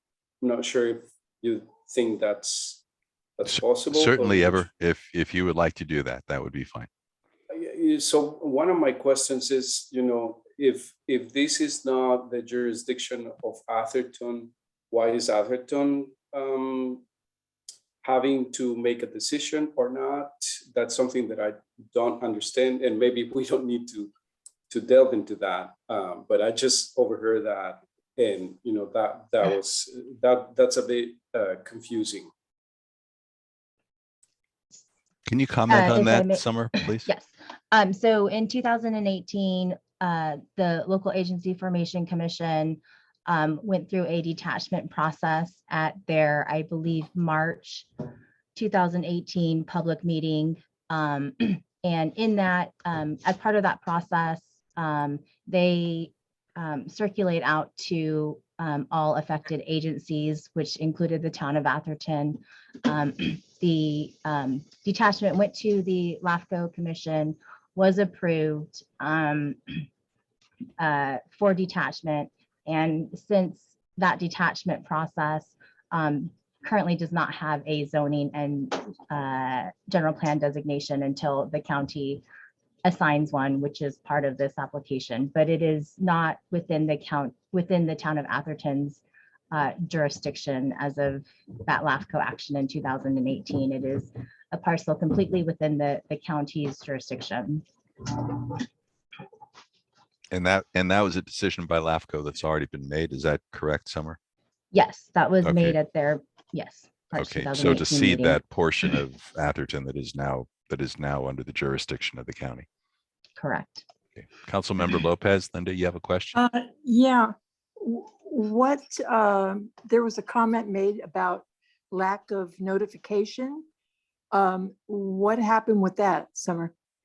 So with regards Is that- to the LAFCO action, I can't speak to that. I don't know what the notification procedures are for their meetings from the detachment. With regards to the CEQA document, the initial study and mitigated negative declaration that the county prepared and issued pursuant to the CEQA guidelines, we did conform with the guideline requirements, which includes notification and posting of the document at the county clerk's office, as well as through the newspaper of general circulation, which was the San Mateo Times, to initiate and for that 20-day comment period. So you don't do a mailing to the surrounding homes? No, Oh. not for the CEQA document. I thought that was standard. Okay, No, it's not. thank you. Do we have any other questions from council members prior to discussing a motion on this? Yeah, just to be clear, Summer, through the chair. So this proposal does comply with all county guidelines. Is that correct? Just to confirm. That is correct. That is staff's analysis. Okay, thank you.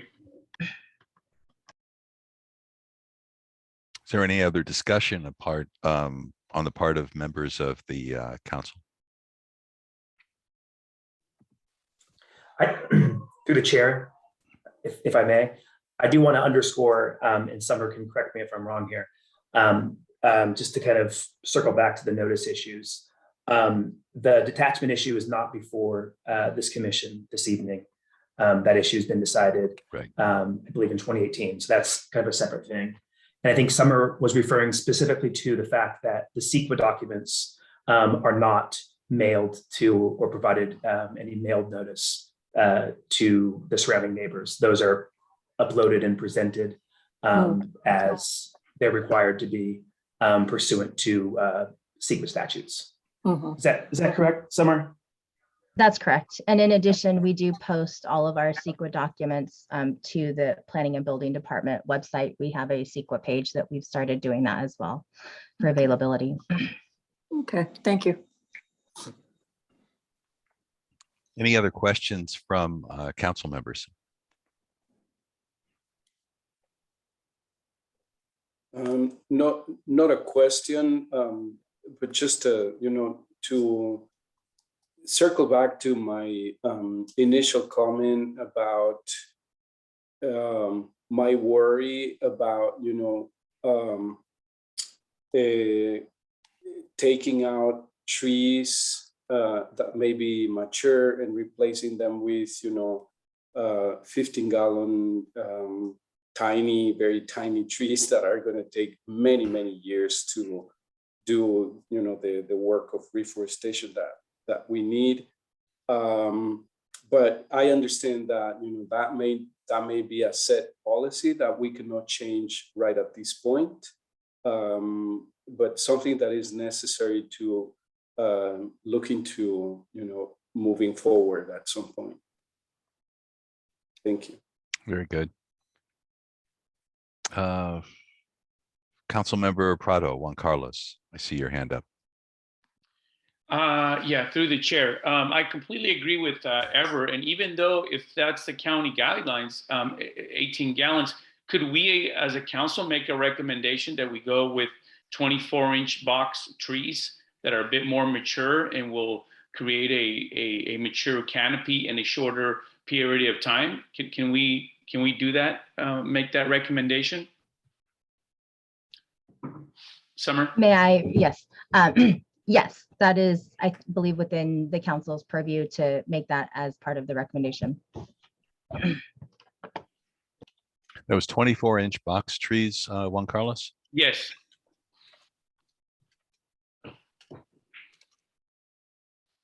Any other comments, questions from council members? Chair Brooks, I would like to ask the Spanish line if there are any public comments in their end. Please do, Diana. Victor, are there any public comments on the Spanish line? Thank you very much. I see none at the moment. Okay, thank you. Back to you, Chair. Thank you very much. Then to reiterate, our action here is to provide a recommendation to the Board of Supervisors on the proposed general plan map amendment, zoning map amendment, minor subdivision and grading permit. The understanding that this will go to the Planning Commission first, and a recommendation that the trees to be replaced actually be replaced with 24-inch box trees as opposed to the 15-gallon trees that are required by our ordinances. Would someone on the council like to make a motion in that regard? I like to make the motion. Do we have a second? I'll second. Okay, I have a question for council. I actually live on the cul-de-sac end of 16th Avenue. I believe even as the crow flies, I'm more than 500 feet away from the project. I just wanted to get clearance that I can indeed vote on this and not have to abstain.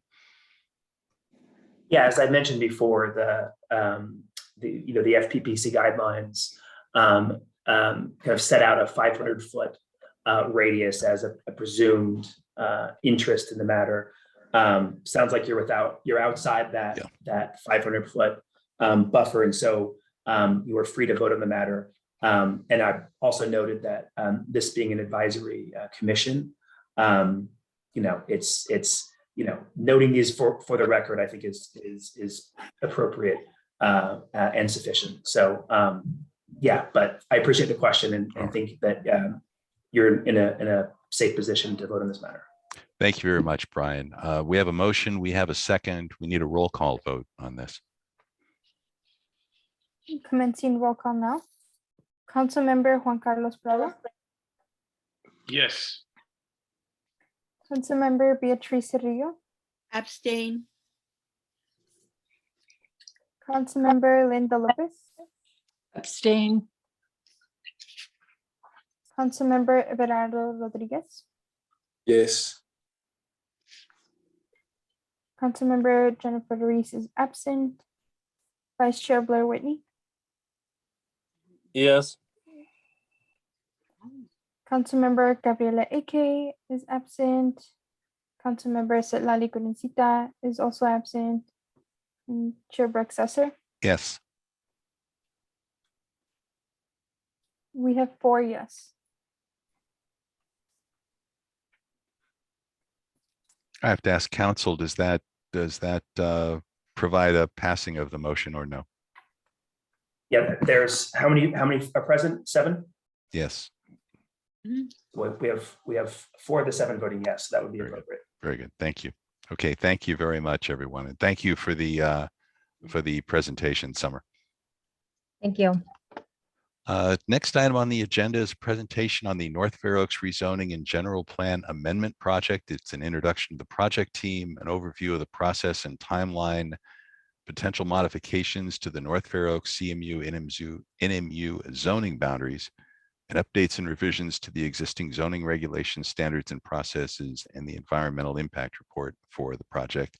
That project is going to be presented by Will Gibson of Planning and Building. Will, the floor is yours. Thank you, Chair Esser, and good evening, council members. I will be very briefly introducing Matt Tacker from Wallace Roberts Todd, who is the lead consultant for this project. But just to recap, I was before you last month to give a brief overview of this project, which is an amendment to the existing high-density mixed-use residential zoning regulations around El Camino Real and Middlefield, and study of the potential expansion of those zoning districts to some adjacent parcels behind the stretch along El Camino Real and along Middlefield. And so this, and we also requested, and the council graciously provided some volunteers for the steering committee for this process as well.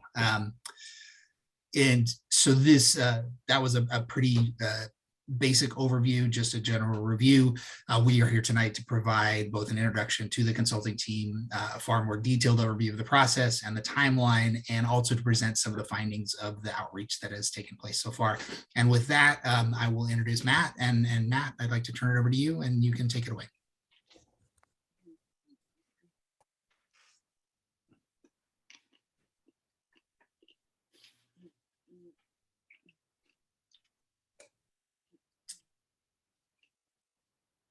Matt, can you hear us? I believe Matt is on mute if I'm reading this correctly. Oh, okay. There we go. All right. Technical. That's a great way to start, right? Anyway, I'm really glad to be here.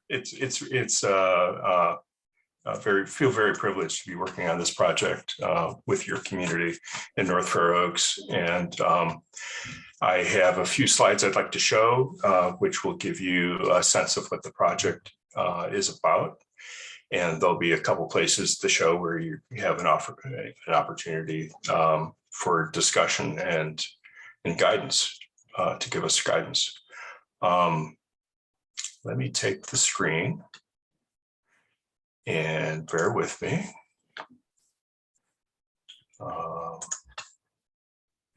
Okay, do you see my slide? Yes, we do. You see that? Okay, okay, great. So the project is, it's called the North Fair Oaks Rezoning and General Plan Amendment Project. And so the zoning that we're looking at is for the mixed use areas along the corridors, and I'll show you a map of that in a minute. And the general plan amendments come in that we may turn up some places where the zoning recommendations and what we discover from the community input will lead to a desire to amend the community plan, which was adopted 10 years ago. And then because the rezoning might or might not, include some increase in allowable density, that would then trigger potential for additional impacts. So that's where the environmental impact report comes in. We're going to talk a little bit about our team. We're going to talk a little bit about what zoning is. There's some background, some analysis I think would be interesting to share.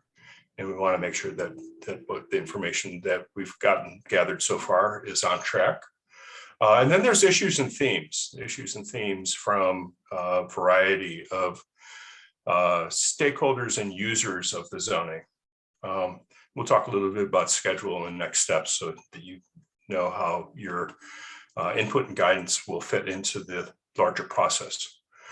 We have a technical advisory committee that met last week. I'm not going to endeavor to read all the names here, but it's comprised of county departments, representatives from the community council, from the supervisor's office, and also a Caltrans. We've got the El Camino highway, runs through part of the area. And then our consultant team, Wallace & Robertson Todd, we do a lot of community plans. We are very place-based, very community-focused. We're urban designers and planners, so we worry about policy and also the physical environment. We're joined by two consultants that are doing engagement and outreach. PCRC, Peninsula Conflict Resolution Center, and Nostra Casa are both on the team. And so we take our outreach to the community very seriously around this, and we're adopting some go to them strategies so that members of the community that might not usually participate in a public process are encouraged to participate. Our EIR is being done by Rincon consultants. They're very capable, a lot of depth there. And we will be looking at transportation and civil engineering, mainly from the perspective of the EIR, but there's also issues like parking and supporting alternative modes that the transportation consultant will be looking at. In the case of the civil engineer, we have an opportunities to make this a zero net increase in terms of wastewater generation because of the arrangement with the county. So what is zoning and rezoning? couple things. Very fundamentally, it sets rules for development on parcels. And it sets those rules for the parcels behind the property line, not in front of the property line. Property owner therefore defines the project, but it has to be within the rules. The property owner decides the timing of the project. So we're setting a framework that's going to shape the character of the community, reshape the character of the community over time, but incrementally so, because it'll be one property at a time. Gets implemented one project at a time. It's different than government programs, even though it's related. So a government program would be such as fees for housing or ways of supporting the local businesses. Those would be ongoing programs. The zoning will be able to support those kinds of efforts, but the zoning, has its limits in terms of what it can affect. Same, and then similarly for public improvements, while a project might be expected to improve the street immediately adjacent to the property, it's not the same as a major roadway improvement.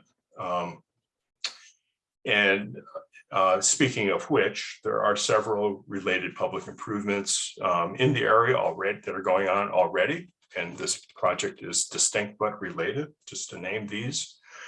There's the Middlefield Road Improvement Project. You can see the images there, sort of the before and after image of what's intended to create a much more walkable, pedestrian-friendly environment along Middlefield. There's a bicycle and pedestrian railroad crossing. So right now you can only get across the Caltrain right of way, I think at 6th Avenue. And there's a desire to have a pedestrian bicycle overpass somewhere else along that in there. And then on El Camino Real, there's an effort that's led by Samtrans to be looking at bus transit improvements. So what is zoning and rezoning? It's kind of three constituent parts. There's the physical form of things. There's the building form, for example, and foremost, I think, is the relationship of the building, particularly its ground floor. How does it address the street? Is it behind a parking lot? Is it a blank wall, or is it addressing the street with entrances and windows and things that make for a more pedestrian-friendly experience, community-friendly experience? Height and mass, of course, that's something that communities are very interested in. It gets dictated by the zoning and rezoning, but it can also get into things like architectural character. And one thing we'll be looking at is, what is North Fair Oaks' unique identity, and the identity that people really relate to and want to cultivate further, and figuring out ways that we can incorporate those unique aspects of architecture, into future projects. Another piece of physical form, are the site features. Parking, where does it go? How much of it? Loading and service areas, open space and landscape would be examples of site features that we'll be looking at. Zoning also addresses use and activity. What bulleted there are uses that are already in the area, and that will be addressed in this effort. And you can, allow or not allow. You can phase out the, activities that are more of a nuisance to residents over time, that kind of thing. So we'll be looking at that. And then,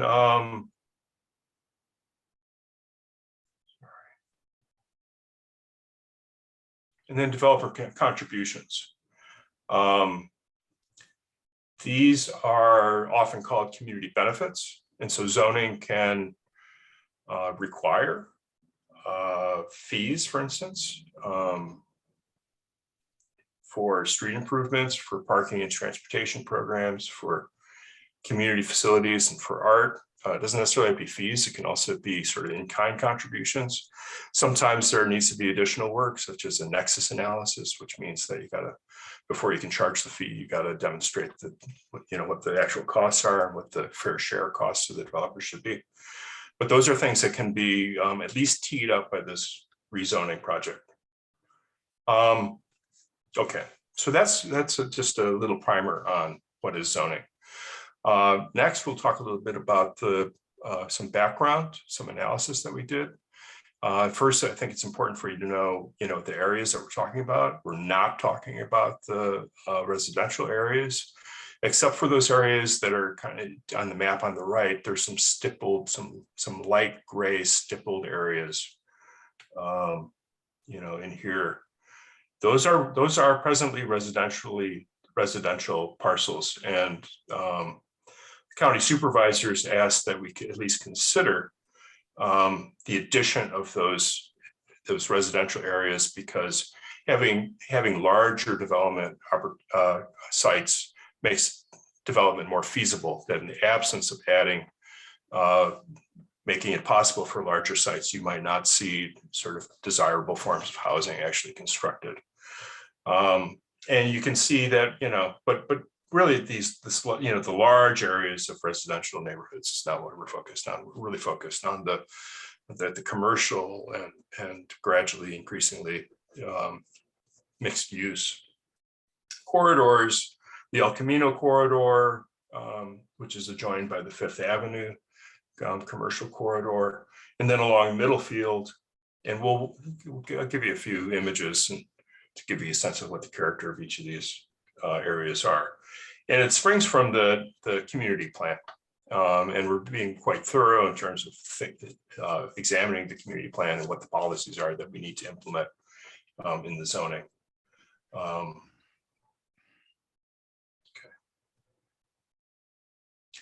Demographics, just very briefly, it's important to know the stakeholders who we will serve. It's a largely Latino population, and with needs, social needs, and so we want to be very sensitive to coming up, ending with a zoning that is sensitive to the community members who are already in place. Existing zoning, we've studied it. Existing zoning is this is not existing zoning. This is existing land use. Clarify. Existing zoning would be what the rules are. Existing land use is what's really there today. So what's on the ground actually today?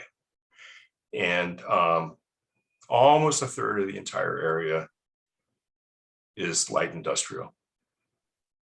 And in fact, if you add auto-related services like body repair places and tire sales shops and open storage, it's just kind of like places where you store materials or equipment.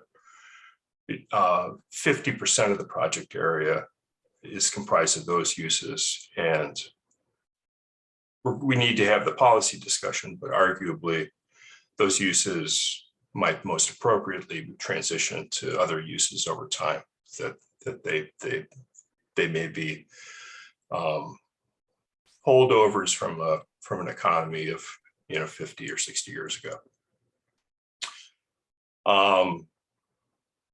So the purple is the industrial, the darker purple are the auto-oriented uses.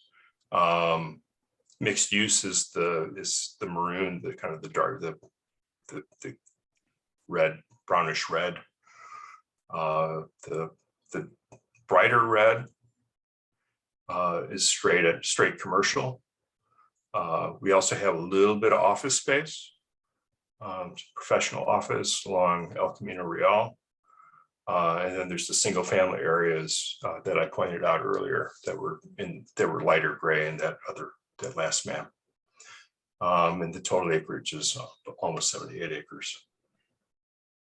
So then just a quick tour around the area, the Middlefield Road sub area. It's comprised of kind of two smaller sub areas, one which is more industrial and auto related. That's closer to the railroad tracks, that kind of the spur line. So these kinds of uses are in this zone where you see a lot of purple. And then there's also a stretch of Middlefield Road, which is has more neighborhood commercial. Small shops, restaurants, personal services, the kinds of things that actually make this a more walkable place, because you don't have to get in your car to go and do a lot of things. And are owned and operated by small business people who feel a stake in the community. There's also industrial uses that run along the railroads, fairly low intensity, and therefore arguably open for future development. And there's the El Camino and 6th Avenue corridor, the lion's share of which is 1 story with fairly small floor areas given the size of the lots. And a few instances of some recent infill development, such as the Sunrise Assisted Living Center on the lower right. And then just a reminder that the character of the surrounding residential. Again, we're not pushing into that except at the edges, and even then we're just, it's part of our study. We don't know the extent to which we're actually going to push into those areas. We've got to figure that out. This next map is a piece of analysis, and it shows parcels that are likely to develop because they have both a low floor area ratio. That means they have fairly low floor area for the size of the parcel. And also the buildings have a fairly low value when you take a look at the county's tax assessors rolls. The building value is fairly low compared to the land value. So if those 2 factors are present, then it got a green color, and the green, comprises 27% of the site area.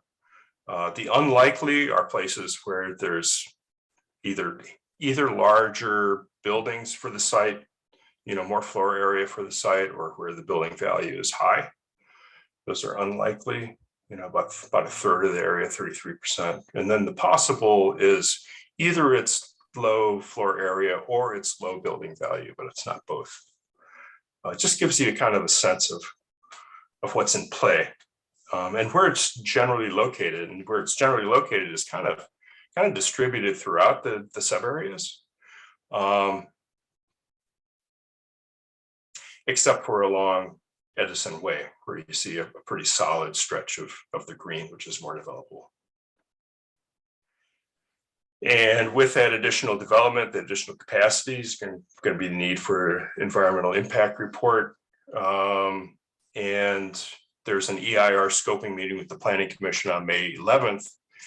And the purpose of that meeting is not to get into issues in terms of like trying to figure out the rezoning. It's more to figure out what the environmental impact issues might be.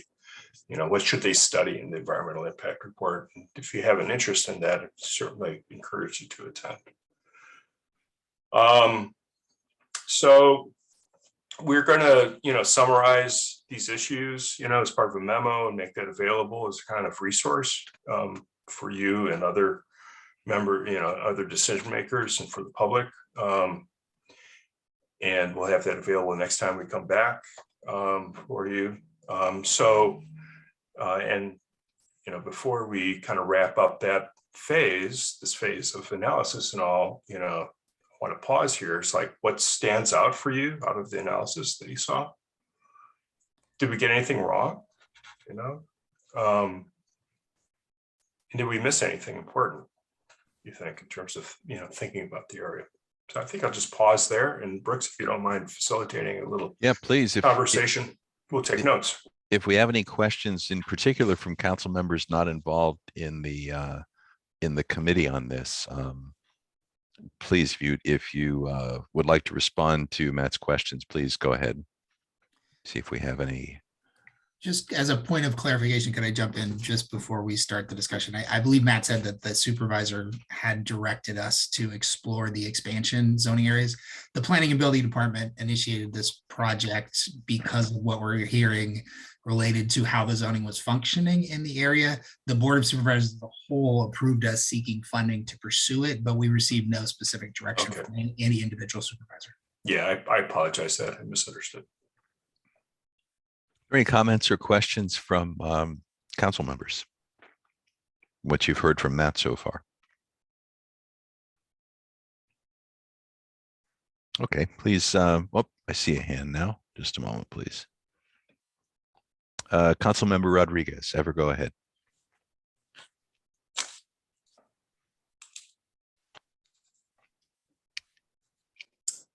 Yeah, sorry, my computer is having issues.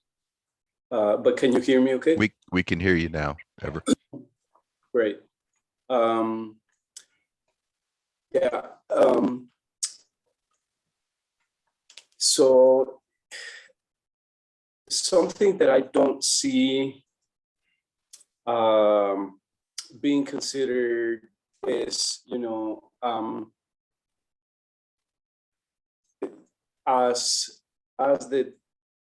as the team goes looking at the rezoning, something that I think would be great for this particular community, which is different from many other communities throughout the county, would be to have an equity lens applied, essentially because I think that, considering the conditions of our community,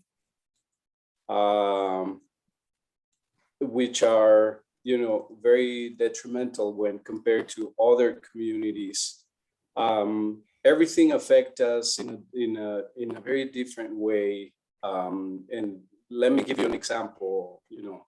Parking has always been an issue. So if county applies the same rules or regulations for parking when considering, zoning or rezoning, we're obviously already at capacity in that regard. So many times that parking consideration or policy does nothing for our community other than, exacerbate the issue. Same goes for housing. When the requirements from county are applied, they may be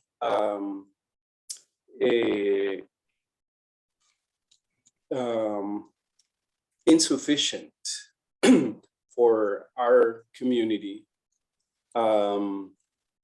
And I think that's when an equitable lens provides the necessary flexibility and begins to require the special needs that our community has. For example, the public spaces for recreation, as in parks or green spaces that North Fair Oaks does not have, where do those fit? Because we're talking, about rezoning from the perspective of growth and community improvement. But some of the community improvement, lies elsewhere. And I'm afraid that the rezoning may not be capturing those needs. Thank you. Okay, thank you. Yeah, that's very helpful. And I've written it down. There's also going to be the next part of this presentation is to talk about issues. So we're pausing here to think about what additional analysis might be wanted, or if we got anything wrong as far as the analysis goes. if there's a special issue you'd like us to address, we'll get to that at the next part of the show. But Linda. Oh, yes. Yeah. So I also think we need to take into consideration environmental impact, such as noise, air pollution, water, all of those. And we've always had a problem in North Fair Oaks because we have such a diverse mix of, businesses, back to back with residential and kind of interspersed, with everything. But I think we have to be very careful to also consider, and I guess it would be part of the equity lens. I'm not sure, but maybe the environmental impact. And I'm thinking of three specific: sound, water, and air. Those are the three that I'm thinking. I know I'm missing some, but to make sure that we have looked at that. And the other thing, one more thing, please. I'm looking at the legend of all the different, where you break down auto, industrial, mixed use, multifamily, parking, professional buildings and such, retail, restaurants, single family, vacant land. Oh, we have vacant land? That's a surprise. I think it's one parcel. Oh, yeah. Okay. Yeah, I just caught that. That this is a good time also, as you're doing assessments and getting all the data together, to really break that list down, to actually see what's there, so that we can always have a second observation about what's missing. Okay, so that's what I'd like to add to the conversation. Thank you.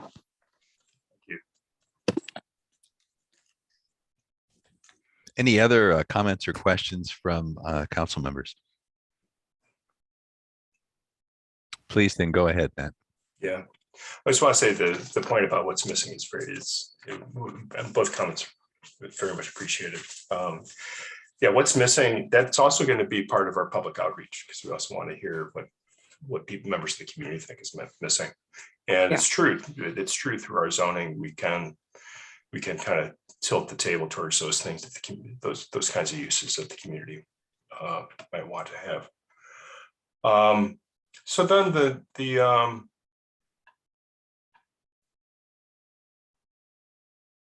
next part of this is to talk about issues and themes. And we've already begun our outreach and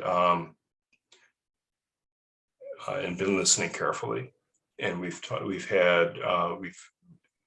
had focus groups. We had our technical advisory committee, and then we have read the community plan carefully to kind of generate a list, a high level list of what are the issues and themes, and begin to build on that in our conversation tonight.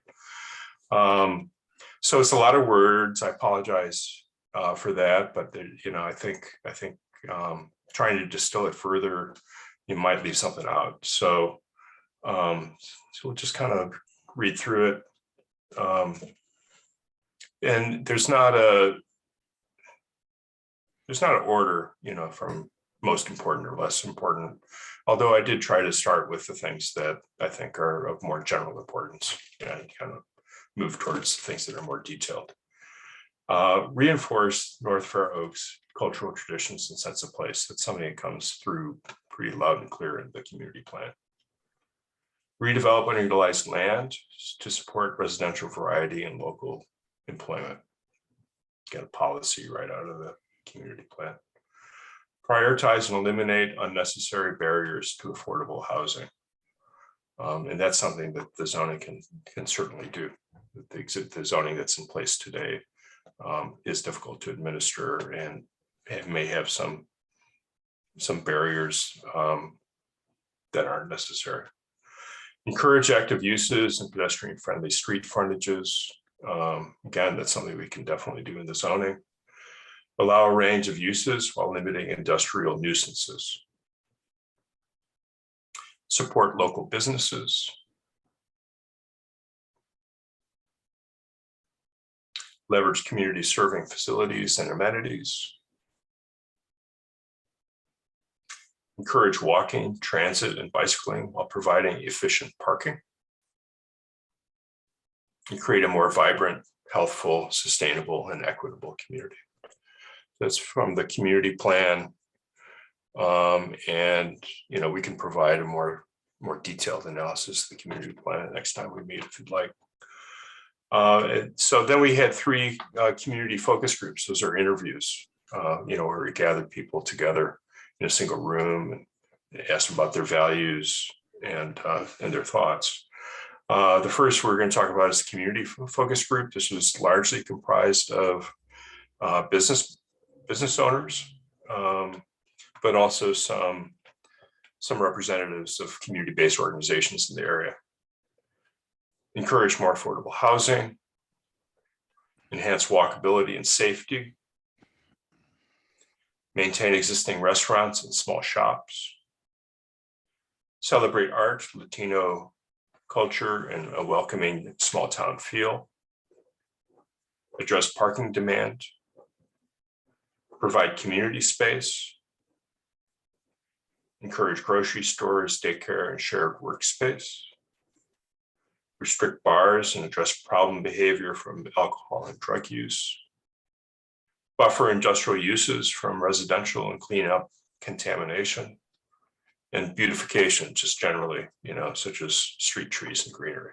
So those are the community member comments. Then we also met with developers and brokers who are familiar with the area to hear their concerns. And of course, they, as a constituency, they are people who interact directly with the zoning. Their comments included, make the approval process easier, anticipate community needs in the zoning, maintain development feasibility, such as to allow smaller setbacks and less parking. Because the parcels are so small, and there's so many things that you got to fit into a building, that the effect of setbacks actually is significant. Allow on-site open space needs to be met in urban ways, such as shared space and rooftop space. Consider taller buildings to produce more housing and improve feasibility. Target where ground floor commercial should be required. Don't expect it to be everywhere. There may not be market support for it if you stretch it out too far. Work through fire code and street design access issues in advance. The street design issues are especially difficult along El Camino Real because that's a state highway, and there's not a lot of sidewalk space. So those are the developer, and then we interviewed county staff that uses the zoning, administers it. Make zoning standards easier to navigate and interpret for everyone involved. Eliminate clumsy provisions. There are provisions that are ambiguous, or maybe say one thing, but really the intention is something else. Tailor zoning to local community concerns while addressing state and county requirements. So, one thing that we have to face in all of this is state housing law, which grants a bonus for projects that also meet your inclusionary housing targets. So we have to figure out how to have a both-and solution, both be sensitive to the community and its character, and also recognize that housing production is a state and regional priority. Provide objective development standards. That means that anyone who reads the zoning would interpret it the same way. That the terms aren't vague. They can't be read in more than one way. That everybody can read it the same way. So usually that means you got to be able to measure it. Consider increasing zone capacity for housing to help implement the county's housing element. The county's housing element actually is apparently, doesn't need any increased capacity in this area at present, but it might factor into the future housing element. Or if some of the opportunity sites in other parts of the county turn out to not be adequate, then there might be a role in this project. Define acceptable street improvements. So again, trying to figure out as many things as we can sort of ahead of the fact so that each project doesn't have to figure it out for itself as if it hadn't been thought of ever before, which is just, it's not the case, trying to figure out the rules in advance. And related to that, is avoiding discretionary review where it's not necessary. So for some permits, they really aren't necessary. They might not be necessary. And we'll sort that out. And then the advisory committee we met with last week, and integrate community character as part of new development. Strive to address gentrification and displacement for both residents and small businesses. Leverage community facilities such as meeting space for Project GREET. Address anxiety over parking, advance multimodal transportation and transportation demand management. So transportation demand management means, you can address parking issues two different ways. You can provide more parking, but you can also put in place requirements and programs that reduce people's use of the automobile, such as to promote walking or bicycling or transit use. Provide adequate infrastructure and note limited wastewater capacity. Wastewater service is provided through the city of Redwood City, and there needs to be a zero net increase as we understand it. And there's some ways that we can, the community can grow and also not generate more wastewater. And I can go into the specifics on that if you'd like. Plan for maintenance realities such as street sweeping, sidewalks, and street trees. Coordinate housing element with the development opportunity sites. And then clarify how rezoning is distinct from other planning efforts. And I, pointed those out earlier. There's a county liaison, in the North Fair Oaks area that we're going to be working with. We're going to be developing an information sheet so that anybody who's interested in the project will be able to get up to speed quickly. We're going to strive to use less technical language. And this is actually a good time to also note that there is already a website that's got information, and that is www.rezoningnorthfairoaks.org. And I'll put that in the chat in a little bit. So then issues and themes, discussion, what should be emphasized out of what you already heard, and what was missed. And I guess I'll put in that, already Councilmember Rodriguez mentioned about the equity lens, the parking, the affordability requirements being insufficient, the need for green spaces. And Councilmember Lopez mentioned the environmental impacts. So we've captured those. But what else? Are there any other items that council members would like to suggest in terms of things that we should be emphasizing, or what might have been missed in Matt's overview here? Yes. Please, Linda, go ahead. When looking at resolving anxiety over parking, I forgot how you worded that. Please take into consideration all of the parking reports that were done, I think over a two-year period. Will, you can probably answer the timeline on that, but anyway, there was a lot of reporting done on the existing parking. I know it's old information, but it's a good basis to go from. But please, so much has already been done on a lot of these topics. Just take it all into consideration, because there was a lot of work put into it. So some of it might be pertinent and relevant today. Some I know might be outdated, but please take a look at that. Thank you. Thank you. Thank you, Linda. Other comments or questions from council members? I do have another suggestion, and that'll be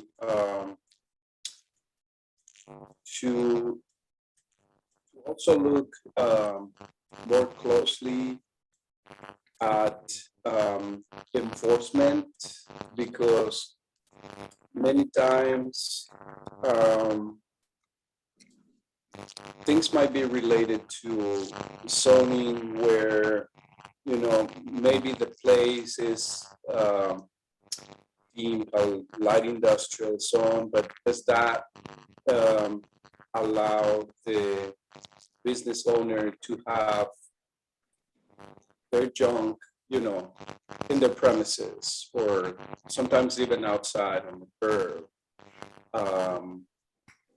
Or, for example, along the business corridor, you know, some of the business that don't like their marquee covered by the tree canopies, sometimes they chop off the top of the trees die. There's no enforcement in that regard. I myself submitted a complaint about two trees that died, for similar reasons, and I never got a response. So I think enforcement is, it's also something to be considered as part of rezoning. Yeah, thank you. Anything else from the council? Okay, go ahead, Matt. Okay. Could I just jump in here really quickly, just a logistical? I think you're very near the end. I was just going to say, I just realized, and through no one's fault, because there have been a lot of controversial and large items on this, we are well over time. So if we could, and we have presented on this before, so if you could just do the whirlwind tour of the rest and leave a little room for comments for the council at the end. Not to rush you, but I don't want to keep. I think we're good. Okay. I think we're good. I think we're good. So appreciate that, Matt. Yeah. So and I kind of went slow, but I also think it's important for us to kind of absorb these issues. This is getting a good foundation is important for a project like this. So we're wrapping up our background and analysis, and so we're at this. In May, we'll be before the Planning Commission, giving them a little bit of an orientation and dealing with the EIR scoping. So that's where we are. Then we're going to be generating, over the summer, we'll be generating a more detailed outline and discovering those things that are choices that the community is going to want to make. Do you want it this way or do you want it this other way? We can build taller and have more setback, or we can build squatter and fill more of the site, that kind of thing. And then formulate those kinds of questions, this discussion, so that we can have discussion at a workshop in September, and also have a survey in September. So that would be our big community event. We're hoping it'll be in person. We're prepared to do it online if we need to. And the survey and a web presentation of the workshop will also be available. And then from that, and after we've spoken with you in the Planning Commission, then we'll set the direction for a preferred direction. When we have choices, let's get it down to just sort of one direction. And we'll be doing that in the fall, with the idea that we'd come back with a draft zoning document that would reflect that preferred direction at the end of the year, or in January. And then we'd be into a set of meetings and hearings where you'd be able to provide more detailed feedback in terms of what you like or don't think is working in the draft, and we'd be incorporating all that and wrapping it all up so that the Planning Commission could consider it, and ultimately the supervisors would amend and adopt it, we hope, in June of next year. So we'll be back again in October. There'll be the community workshop that we are all encouraged to attend in September, and then we'll be coming back with the results of that workshop, so we can talk about the direction of a preferred direction in October. That's when we'll see you next. And then January, there'll be a document for you to actually review, and then March, there'll be an opportunity to talk about things further before they go into that final set of hearings. Okay, questions? And of course, a reminder to the council that Blair and Zitlali and I are serving on this commission, so we'll be able to provide updates to the council throughout the process, throughout the year. Indeed. Yep. Any other questions for Matt? Do we have any public comment on this issue? Members of the public, during this time, if you wish to speak on agenda item number 6, North Fair Oaks rezoning project, please raise your hand now. And I do see a hand from Jennifer. I am going to have to ask that as the hour is getting late, that public speakers do limit themselves to the 2 minutes that are typically provided. Could the presenter stop sharing their screen so we could share the timer? Of course, yes, thank you. Thank you.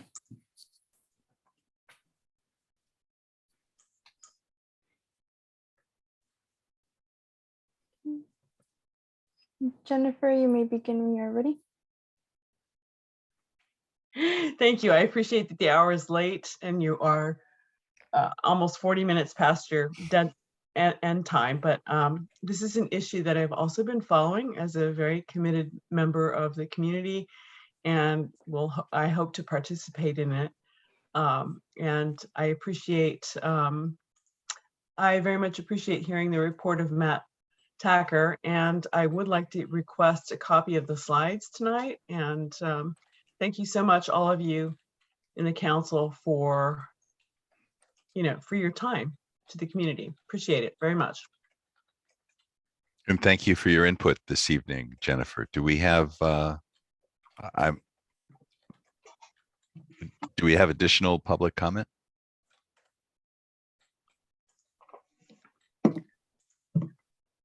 Victor, are there any public comments on the Spanish line? Thank you, Diana. There's none at the moment. Back to you, Chair.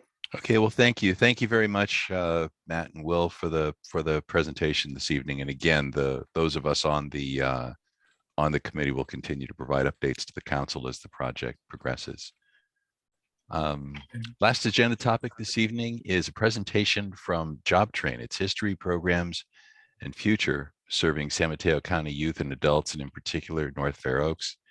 That presentation is going to be given by Larry Moody. Larry, I really do appreciate you staying up late with us tonight. We've been dealing with some rather meaty issues with regard to planning and the development of our community, and I appreciate your patience with us this evening, but please do go ahead. Chairman Esser and all the council members, especially the last two topics are very interesting to me. As a former elected, I feel your pain. I appreciate that, Larry. But it's important. Our communities do have a lot in common, that's for sure. Absolutely, absolutely. So I won't be before you long. Actually, I want to thank Ms. Hernandez for working with me with our presentation. I think I can. I think we can get out there in probably about 10 to 12 minutes with Job Train. And, that would be great. Okay. Okay. Okay, let's see if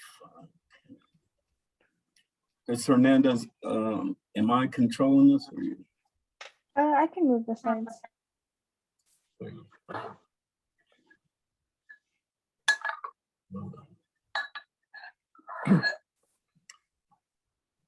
Okay. I can't move it, so I'll leave it to you to move mine. Here we go. Okay. We are Job Train. Job Train has been here on the peninsula for about 38 years. We started off in Philadelphia 56 years ago. Many of you might remember our early days as OICW. We're still at the 1200 O'Brien site in East Menlo Park. Our mission statement is to transform lives and communities in Silicon Valley. We prepare individuals for success, sustainable careers in high demand and emerging fields through career training, employment services, and supportive services. Okay. Next slide, please. We're a nonprofit organization since 1965, as I said. One of the things that I really want to highlight, we do have 2 accreditations, one from the Western Accreditation Commission and also from the Bureau of Private Post-Secondary Education. We are a career training program, and we try to align ourselves with high demand jobs that are available here in Silicon Valley. Okay, next please. We also, we have 4 what we call career centers. And these are facilities that if there's an individual that's just looking for a job that needs some help with resume preparation, career advising, learning how to work a Zoom interview, learning how to do research on industry trends and where the jobs are. We actually have 4 facilities, one here in East Palo Alto, where I am located, our 1200 O'Brien location in East Menlo Park. We just opened up a brand new facility in South San Francisco up on Grand Avenue. And we also opened up a year ago, a new facility in San Jose. Okay, next please.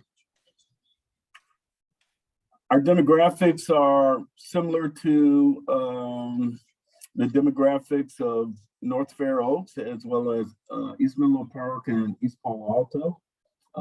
As you can see, the percentages there. We are very intentional about serving the residents of our communities here in San Mateo County, and trying to meet the needs to close the gap. So many of our residents have an opportunity for careers that could lead towards affordable jobs and opportunities to compete for affordable housing here in Silicon Valley and certainly in San Mateo County. Okay, next please. Okay, I have a 5-minute and 50-second video for you, and I think it's going to tell the story of Job Train today, and it's also going to allow us to set aside about 8 slides for the presentation. Okay, so enjoy the video. Okay.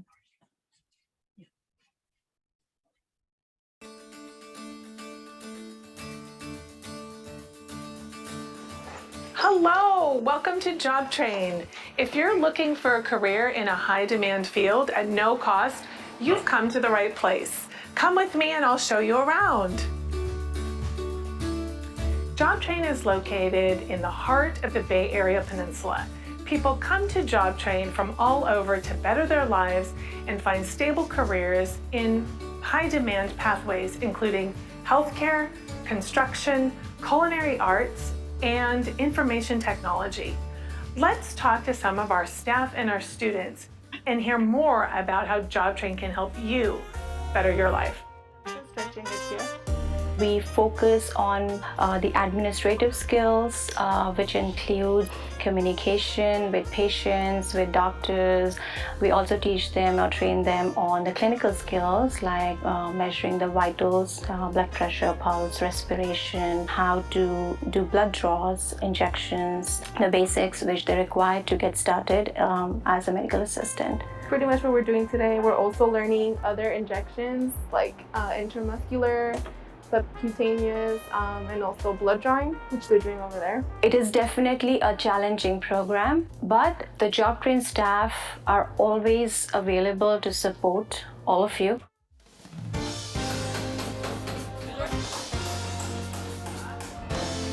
Well, the class is it's a 12-week class. The idea is to get the students in line to try to make it to an apprenticeship of some kind within the construction field. We start off with basic hand tools and power tools, construction math, a lot of tape measure reading. Then from there we work right into projects, how to lay out and construct walls. From there we go into concrete wall forming, and we do some metal stud work. And we offer quite a bit. We supply everything from the overalls all the way to the basic tools. We have a lot of connections between union and non-union work, trying to find you employment after this is all done. As long as you complete the class and complete it successfully, we will help you as much as we can. And that's what motivates me, wanting to be a better carpenter, wanting to have a career in a different life path in life. And yeah, being a builder, I want to help build some great buildings in America. Round it up there, doesn't matter where you start, and just push down, right? So you got one bit. We do a lecture for the day, which might be baking or soups or stock. Then I demonstrate a dish from that particular week. For example, today we did biscuits, and then the students assemble their ingredients and make it themselves. Honestly, I didn't expect to have like such good teachers. We have actual real life chefs here, which is really cool. They're super smart. I do want to get a job so I can pay for college. We primarily focus on folks that are either looking at a vocational career, retraining, or finding new skills. This would be the program for you. We'll help you gain the skills necessary to go on to a career in the culinary industry.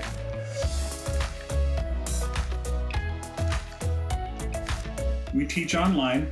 We have a curriculum where you get a certification, a Google IT support professional certificate. And there's also the people part of IT as well, and being able to talk and interact with a team. And I really actually appreciated the way it was structured, because it really allowed me to self-manage what I needed to do. And then I also got a really great amount of career content that I didn't expect, and I thought that was really great. Consider coming to Job Train and look into our IT support and services program. We're here to help people get their first job in IT and make it into a very successful career. What the students learn in class are different traits that evolve through the construction environment. A lot of it will be taught with electrical, plumbing, and carpentry. So the students that graduate will be able to apply for positions like facility maintenance. I wanted to get certified and learn how to do it the correct way. The teacher is amazing. When we have a question, he always answers. So yeah, I like it here. Rather than holding everything. So I have my supplies on the washings. So the class helps people get prepared for working as a CNA in a hospital, working at a skilled nursing, working with children. So there's a lot of opportunities in the nursing field as a CNA. It's a great entry point to getting into an RN program. What I'm doing in this class is a lot of hands-on, helping each other if we make a mistake. Our teacher is amazing.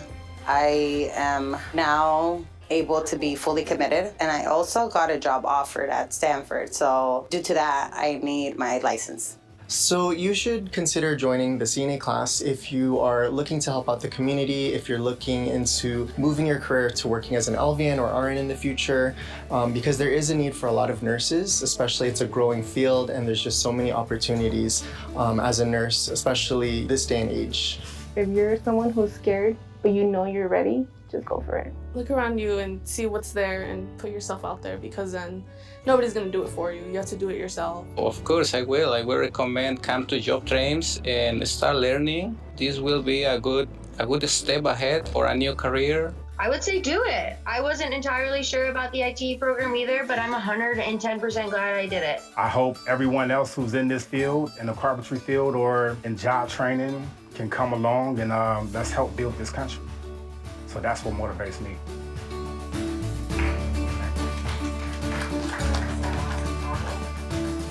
All right. Hopefully you enjoyed that.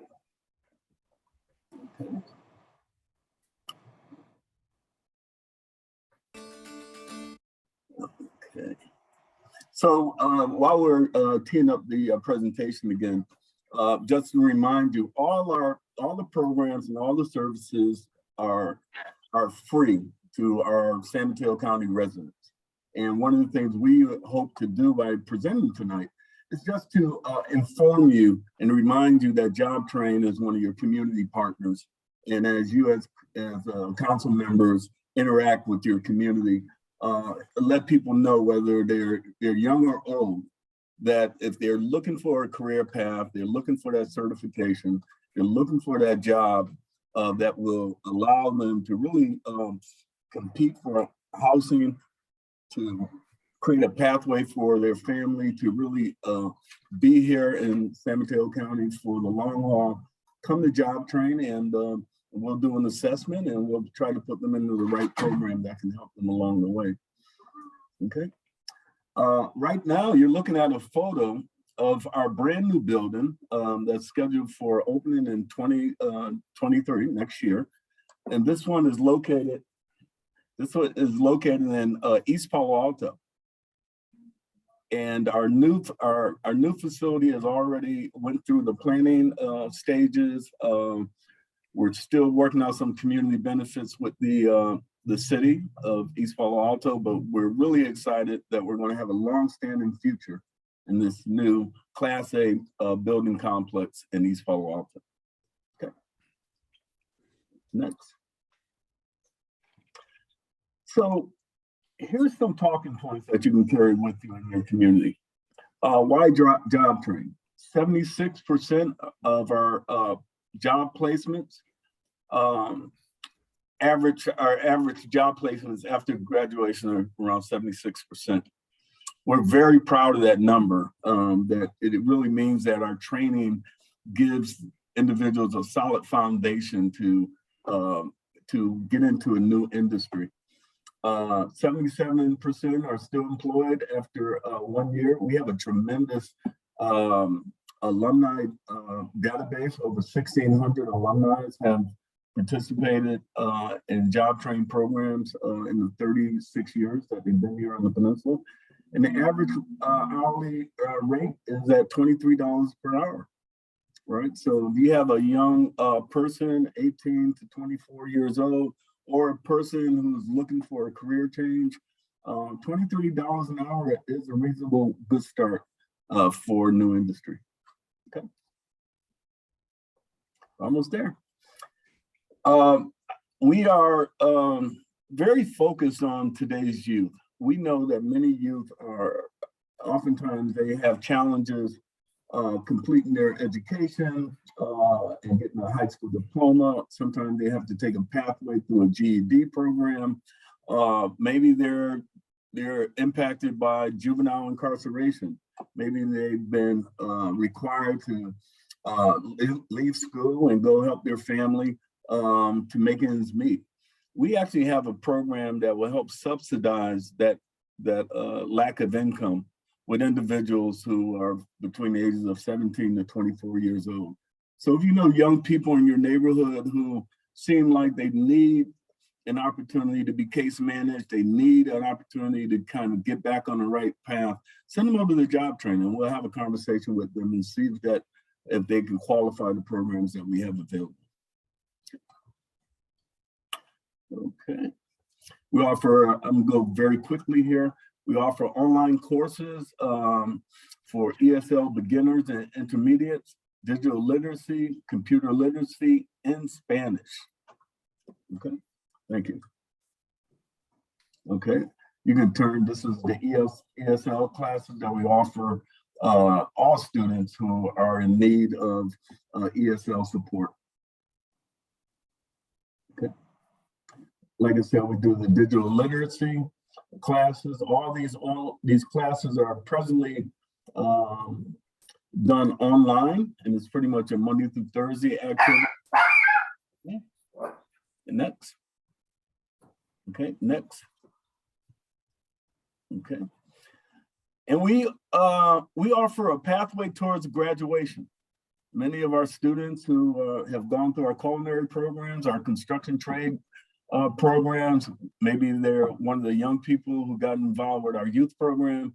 We offer that benchmark moment where at the completion, there's a formal graduation where their family and their sons and daughters can come out there and celebrate their accomplishments, because we know that once they completed our training programs, which are certified, they have typically have they're on a good pathway towards establishing a career for themselves. My contact information is here on the slides. Esmeralda Serrato is our Career Center Manager. And I think I came in about 11 minutes. So if there's any questions, you could, I can take a couple questions now, or you could get in contact with me, and I'll be glad to invite any of you council members for a tour and a visit to our job training facility at 1200 O'Brien. And you can also get an opportunity to maybe stop into any of our career centers. We have one nearby in Menlo Park and one here in East Palo Alto. Okay. I see Councilmember Lopez's hand up. Linda, you have a question for Larry? I just wanted to say hi, Larry. Thank you so much for the presentation. And yeah, I remember OICW. Goes way back, but I just wanted to thank you for keeping Job Train alive, and I've seen a lot of people go through the programs, and it's just still an excellent program. Thanks. Oh, thank you. It's great to know that you're still serving San Mateo County. Yeah. Linda Lopez and I have served on a couple of committees over the years. Yeah. Yeah. Thank you. Thank you. And also, let me add, we're doing the tour, right? So the North Fairhope Community Council is very important for us. We consider you a partner, and we want to equip you with some information that can help many of the constituents in your community, right, with that next thing, right?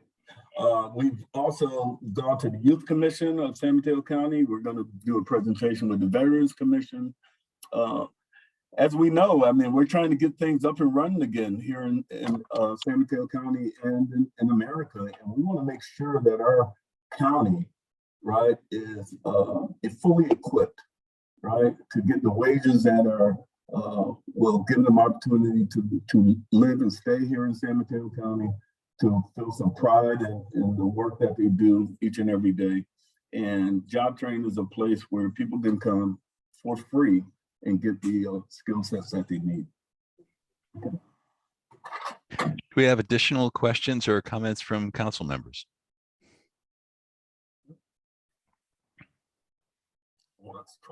Seeing none, well, thank you very much for Larry for the work that Job Train does in our community and for your presentation tonight. It looks like you're really giving people an opportunity for an awesome start in life in a variety of areas that are very important to our community. So so thank you very much. Thank you, Chairman. Thank you, council members. Have a good evening. Thank you. So, through the chair, I don't know if there's any public comment for this. I believe we do. Pardon me. Thank you very much, Brian. I see Jennifer with a public comment. Diana, could you put Jennifer on, please? Mm-hmm. Yeah, Jennifer, we will grant you the access to speak, and you will have 2 minutes. I'll make it really super short. Thank you so much. Wow, wow, wow, Job Train, and a long supporter of OICW. And thank you for your patience, commissioners. And done. Thank you, Jennifer. Thank you, Jennifer. And are there any public comments on the Spanish line? Thanks, Diana. There's none at the moment. Back to you, Chair. I see Councilmember Curran-Cita. Is it Lali? You have a comment? Question? Yeah, is it too late for questions? I'm sorry. Please go ahead, Zitlali. Awesome. Hi, Larry. Nice to meet you. I think Job Train is amazing. I wanted to ask, what have you all done to recruit new students after the pandemic? Because I know it's really hard. There's a lot of loss for motivation in youth. What have you all done to advertise Job Train and to get you all back and running? Yeah, well, thank you for the question. Interestingly enough, during the the second year of the pandemic, we actually relied on a couple of outreach efforts. One, we looked at our database of students who had registered with us over the previous year, who were anticipating working with us during the pandemic season, right? And we arranged it so that they could take some classes, obviously the building trade and the medical assistance classes, they couldn't need to be hands-on, but they were able to take 4 or 5 different classes online, right? So we went virtual when we were able to capture, right, some of those students who were sitting on the sideline. And then the other thing that we continue to do is to outreach. We've done job fairs during the tail end of the COVID season. We've worked collaboratively with, like I said earlier, we went to the Youth Commission, right, to inform them and to equip those influencers to tell the young people, right, to look at job training as a place where they could get the tools they need to have a career. I think we could always do more, right? So if you're interested at any level of connecting with us at Job Train, we can tell you what resources we have available, and we can probably partner with you and your colleagues to make sure that we're getting the word out within a wide reach. We certainly are committed to North Fair Oaks. You know, we really believe that that's a community that has been with us for a number of years, and we want to make sure that we're equipped to build on that partnership. All right, that sounds amazing. Please stay connected. I'm excited for that tour. I would really like to go. So okay. Please stay My connected. contact information is on the bottom, and we can certainly arrange it within a 2-week period of time very easily for you and your colleagues. Okay. All right, sounds great. Thank you so much, Larry. Thank you. Pleasure. Thank you once again, Larry, very much. Okay, thanks, Jeremy. Have a good night, everyone. Thank you, you too. Wrap up with some report outs. I realize the hour is late, but I just wanted to give people an opportunity, both on staff and on the council, to present anything they might have this evening. Supervisor's report. Maggie, do you have anything you'd like to share with the council? Yeah, good evening, council members. I will be sharing my report via email in the interest of time. So I will send that in writing to all the council members. Okay, appreciate that, Maggie. What else? We were in contact today, and as everyone on the council is aware, we do have a vacancy on the council. So if you do know of individuals who might be interested in serving on the council, you can direct them to the council webpage where an application can be completed. So I confirmed with Maggie today that we have not received any applications for that. So the spot is wide open. Justin, County Manager's report, anything key to report tonight? Yes, very quickly, and I appreciate the hour is late, but this one is time sensitive, so I did wanted to make an announcement. The Board of Supervisors on Tuesday will be considering a proposal for a new small business grant program for businesses impacted by the pandemic, specifically in North Fair Oaks. As you all know, there have been a number of grant programs for businesses impacted by the pandemic since April of 2020. And North Fair Oaks businesses have been eligible for those programs, but this new one that's being proposed is specifically for the geographic area of North Fair Oaks. It's for businesses who have a storefront or physical space in unincorporated North Fair Oaks. It's going to be 100 grants of $5,000 each, and we'll be doing the Office of Community Affairs will be doing some targeted outreach to the business community in North Fair Oaks, and in particular along the Middlefield Road corridor. So that is all subject to the approval by the Board of Supervisors on May 3rd, and assuming that goes forward, outreach will begin shortly thereafter. Thank you very much. Okay, thank you very much, Justin. I'll just offer it up. I won't do a roll call on this, but do we have council members that would like to give a report out tonight on any of their activities, issues of concern they'd like to share with the remainder of the council? Just go ahead and raise your hand. I'll call on you. I am seeing none. I just wanted to follow up on one action that we took at our last meeting. I wanted to report on an action taken by the County Board of Supervisors on our recommendation urging that the board support AB 893, which gives San Mateo Community College District the ability to charge students a lower per unit enrollment fee than mandated by state law. The board actually discussed this at their meeting on April 19th and indeed passed a resolution of support. As an aside, the bill has been passed out of the Senate Education Committee and is now being discussed by the Senate Appropriations Committee. So progress has been made there. And I think we can all feel proud of the fact that we encourage the Board of Supervisors to support that legislation. One more time, any report outs from any other council members?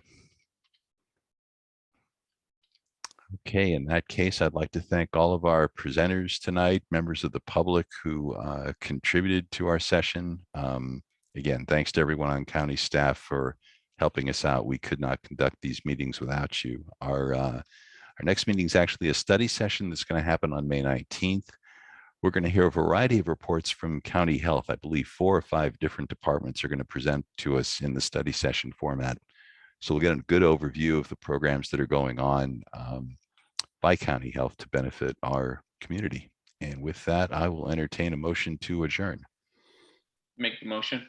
We have a second? I'll second. Okay, all those in favor, we don't need a roll call. Aye. Aye. Thank All you, right. everybody. Thank you very much, everyone. Good night. Good night. Thank you. Thanks, everyone. Always a pleasure. Bye now. Thank you. Diana, Josh, and Kenny, appreciate your time. Good night, Victor. Good night,